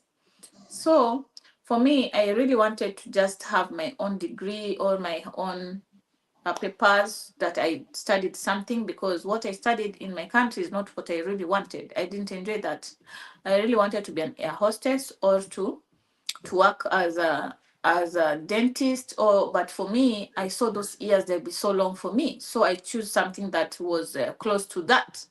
So because now I have that, I've been having also a thirst of opening my own business. I've been like wanting to do like printing. Already have some tools that I bought here for printing. I think after school, after I have now like done my last, there are two steps that's remaining, because you have to go to, it's called what, to like intake, it's like practical. I don't know what you call you people. We are going to Mhm. practice at work. So there are small stages now remaining for me to complete the whole thing, to just rest now completely with books. So I want to do my business and start it now nicely, slowly with what only I have, because I can't wait to have everything. But apart from that, in my YouTube channel, I'll be having a podcast. I have two YouTube channels. I have Shiroh Wa Sweden and I have Shiroh's vlog.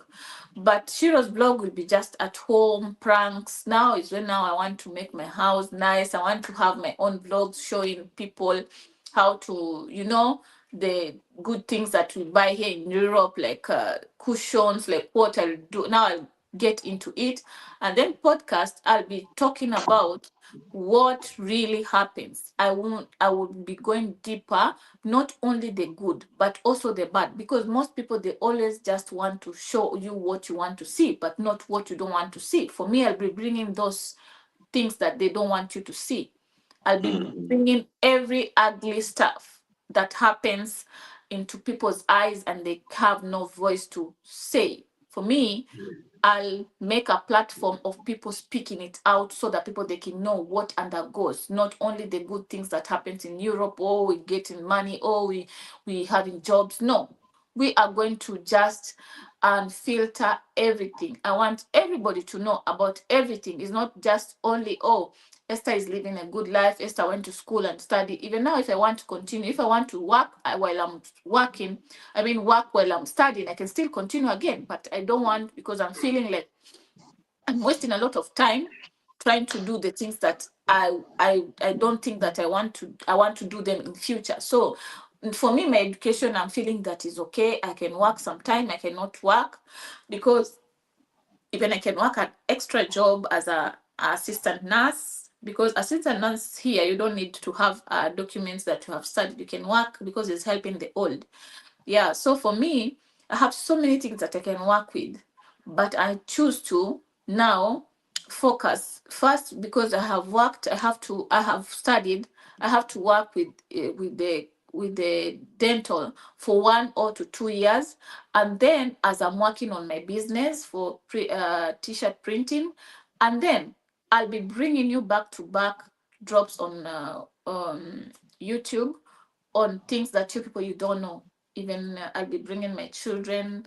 and they can tell you this discrimination, the bullying, the color. It's there. It's never over. They just want to. They show you the good things, only what you people you want to see. And also what I can tell you, believe you me, Swedish are the most hypocrite human beings in this world. They always just bring the good things into your eyes while they hide the bad things into, and they can be hypocrite in a way that they tell you that you are good and they love you, but in real sense they don't.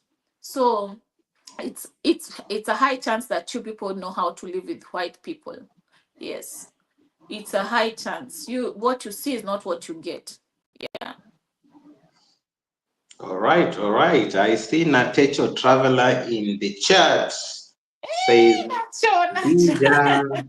hugs hero. Danu. Dano, and Hey, guess what? you guys, we're almost ending and ndo mnakuja. Danu. Eh, Ama nyinyi ndo wale mlikuwa mmekaa tu hapo. naona ni kama nao alikuwa anachungulia. Ah, sawa sawa. Welcome, welcome Danu. Danu lifestyle. Hey, this is my first super chatter. Hey, Danu. Hiyo Dano. hiyo sitasahau Danu. My first super chat. And by the way, my guest, my sister Shiroh, thank you for the membership. I've seen it. Thank you so much. Welcome. Yeah, Nimejaribu wale watu wenye yani nasemanga nita support, then kusupport. Sometimes it's just good to support someone else in another way if you cannot support someone to, because I've been so busy and I couldn't do anything, because sometimes because when I bring my podcast, you'll understand, you'll see, I will bring even the videos, me crying in the morning, at what time I wake up. You just see Esther, you just see me, you just see Shiro now here, happy. They're behind the scene, even when my face was full of pimples and breakdown because of everything of what I'm going through. You guys, wait for that, because you people, you just don't know how much it takes to be a single mom of three and studying and being alone in a country that nobody can come and tell you, can I have your child and you can go and have fun. It's you and you alone to die for yourself. So those things are coming. I will explain to you guys and you will understand. So when you're getting ready to come to Sweden or to go to any other country that is in Europe, don't put your all, it's called what? Your all matumaini to yeah. someone. Mhm. Am I clear? All matumaini. Where's the smart? Don't put all your Yeah. matumaini. Yeah, so and Danu says, I love you guys. The story was nice. Yeah, exactly. So I think we've clocked 3 hours, and Yeah. I want you to like give a parting shot. I know it has been a very long story, 2.5 hours on Thursday, and now 3 hours. Those are 5 hours, 35 minutes that you gave this channel, that you've decided to give your story. It's not easy. People don't want to share.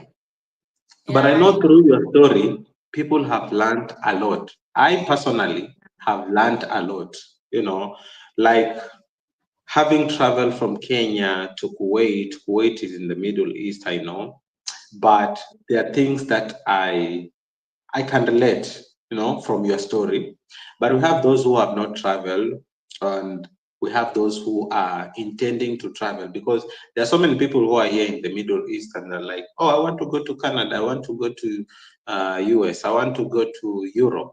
At least you've painted a picture of how Europe is, the struggles that people go through. So I think from the bad side of your story, there are things that we've learned. And on the good side also, there are things that we've learned, including like if you go there and maybe you get your papers, you should not sleep. You should do something. Like in Kenya, to go to school, you have to pay school fees, all that, name it.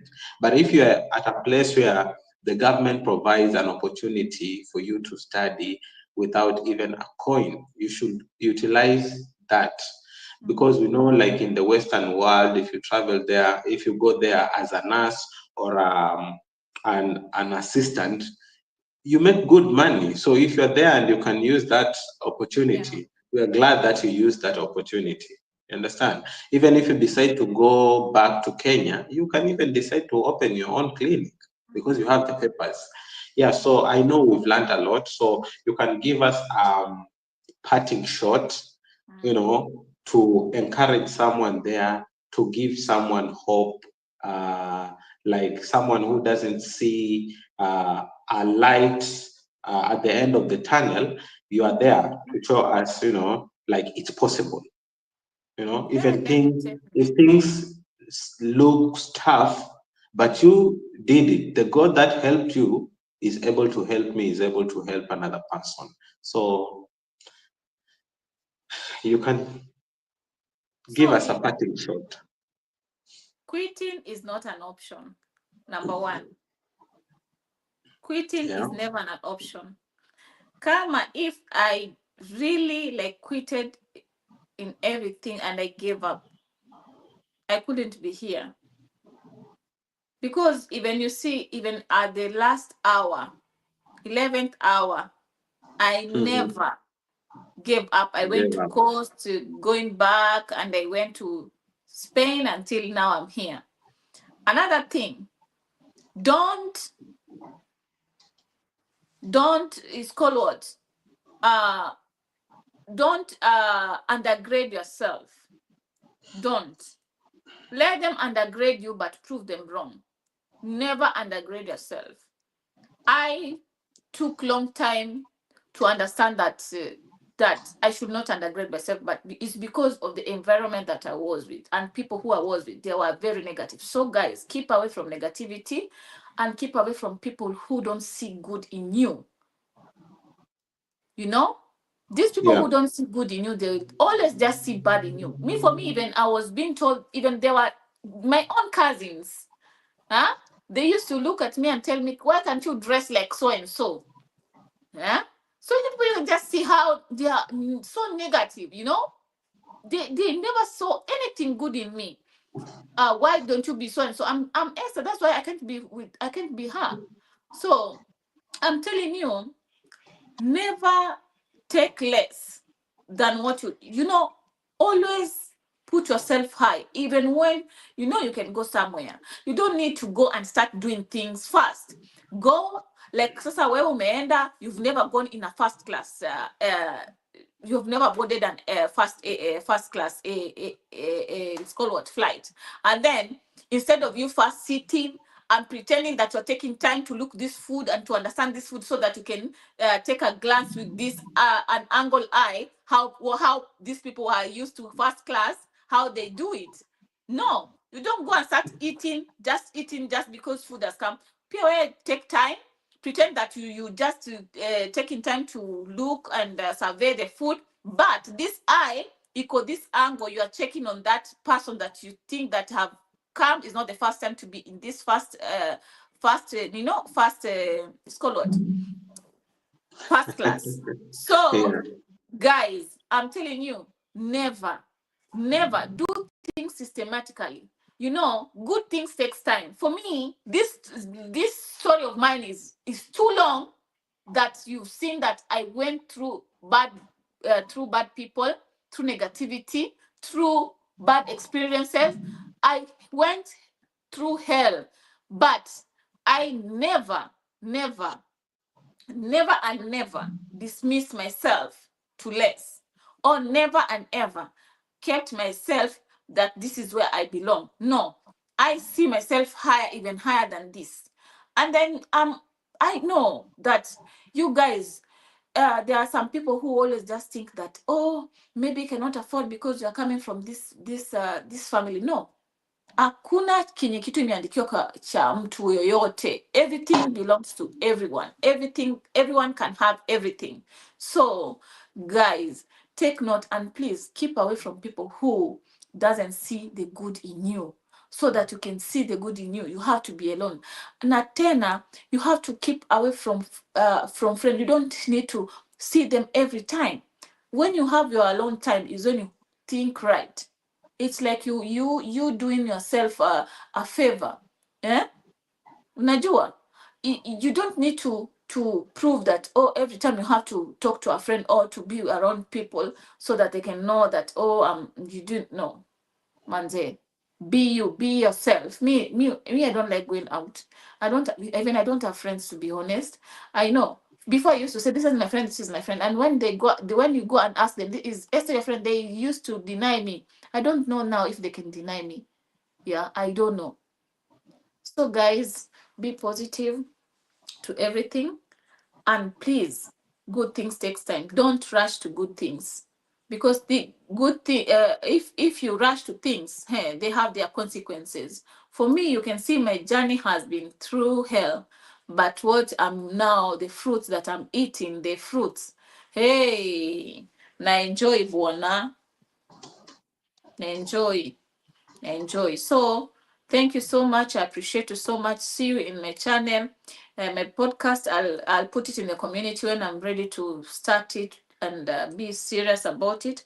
But for now, what I can say, adios and thank you so much. Wow. That was a nice one. That was a nice one. That was a nice one. Guys, do you need more of this? Dida. Do you need more of these? Yeah, it was an amazing session because I thought of doing this segment, Mm, and then later on I was like, because those who I remember when I talked to you, you were busy with your studies. mm. Because you agreed like to be on the panel to tell your story, but we have Eh, those who are the rest who are ready to share their stories. Every time I talk to them, they're like giving, like excuses. I was like, then I wanted to give up, but now this gives me even the morale to get more guests, because as I host the guest, I am learning. I'm getting something, and I'm being encouraged. Like, no man is limited, and everything is possible. yeah, and Everything don't is and possible in God's timing. Always God's time is the best. don't Maybe settle for less. Don't settle for less, guys. Always settle exactly, for, yeah. exactly. So I hope Shiro's story has touched you, has made you learn something, and I hope it will be of a great impact into your life, and you start Thank focusing. you, Yeah. Grace. Yeah. Yeah, so thank you so much for agreeing to be on this channel Mhm. and sharing your story. Thank you so much. May Me God too. bless I'm you. honored. I'm honored to Yeah, have come to this channel. I'm so happy that you invited me. Sometimes even when you speak out, you pour out some angers, and it's nice. It's a little bit of therapy, and also yeah. it's nice so that people, they just don't see you and judge you and just think that, oh, everything came to Esther in a easy way. Even sometimes when I go to school, the teachers, they see at me, they look at me and they just think, oh, this girl, she's just flashy, flashy. No, it's because I tend to take good care of myself, so that to hide what I'm going through. So you don't have Mm, to be, oh, because you're suffering, you show yourself your suffers. No, don't show people, don't show them, don't accept to be what you are. uh, Upgrade yourself little bit higher, so that also, what you want to be is what is your mind is what you become. So mm. always just think about that. Yeah. Yeah, they say what your mind can conceive, or Mm. what your mind can perceive, it can conceive. Yeah. Yeah, so it's good to have dreams. And I was finishing with the point that you said, one day you wish that one day you be in the Swedish Parliament, and I'm saying all dreams are valid. Yeah, Go I'll for it. valid. Yeah. Go So for it. I have said it here, and then when I go there, you guys, I don't know, but I don't know that day. I will have to, because now, because I have promised here, I'll have to work hard on that. Yes. Yeah. Go for it, and we are praying for you. We are praying Yeah. for everything, your success in your studies, in your family, and all your endeavors. May God bless you so much. Thank you so much, and thank you again, and bye. All right. Bye bye. Bye bye.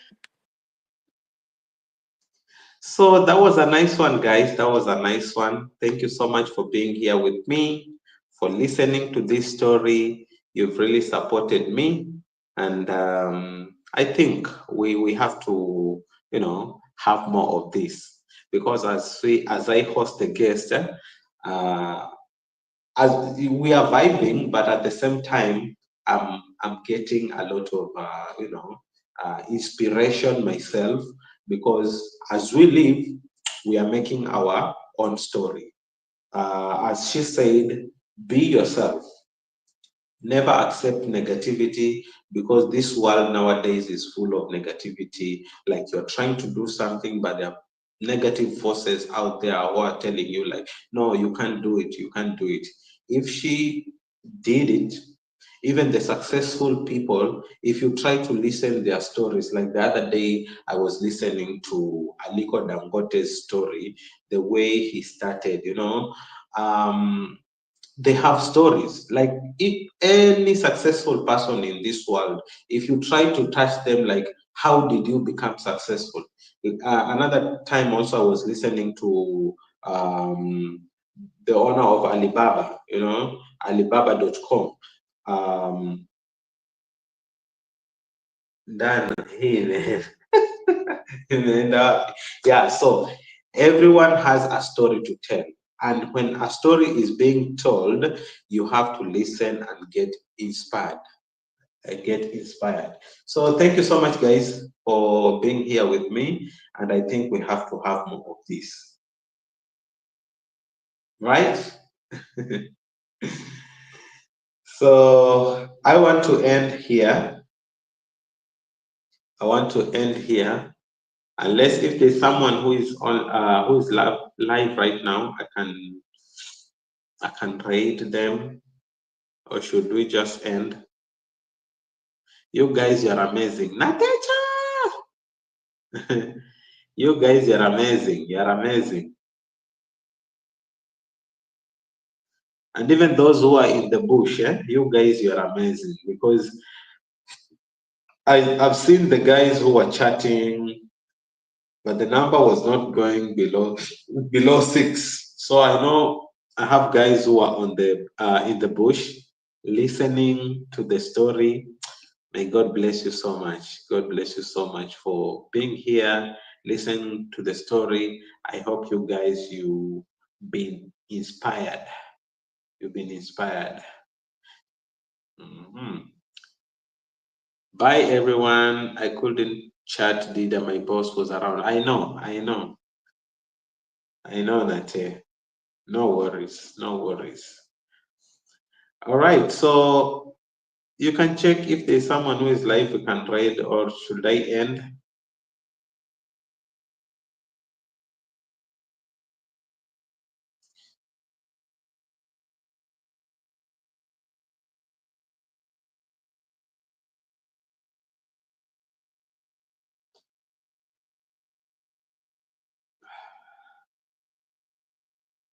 Okay, guys. I've seen Helen Akoya, my boss Helen Akoya is live. I think this is a loop. Let's go there, just did the raid, be there for some time, and then we can take a leave. Thank you so much for being here. May God bless you. See you on the next one.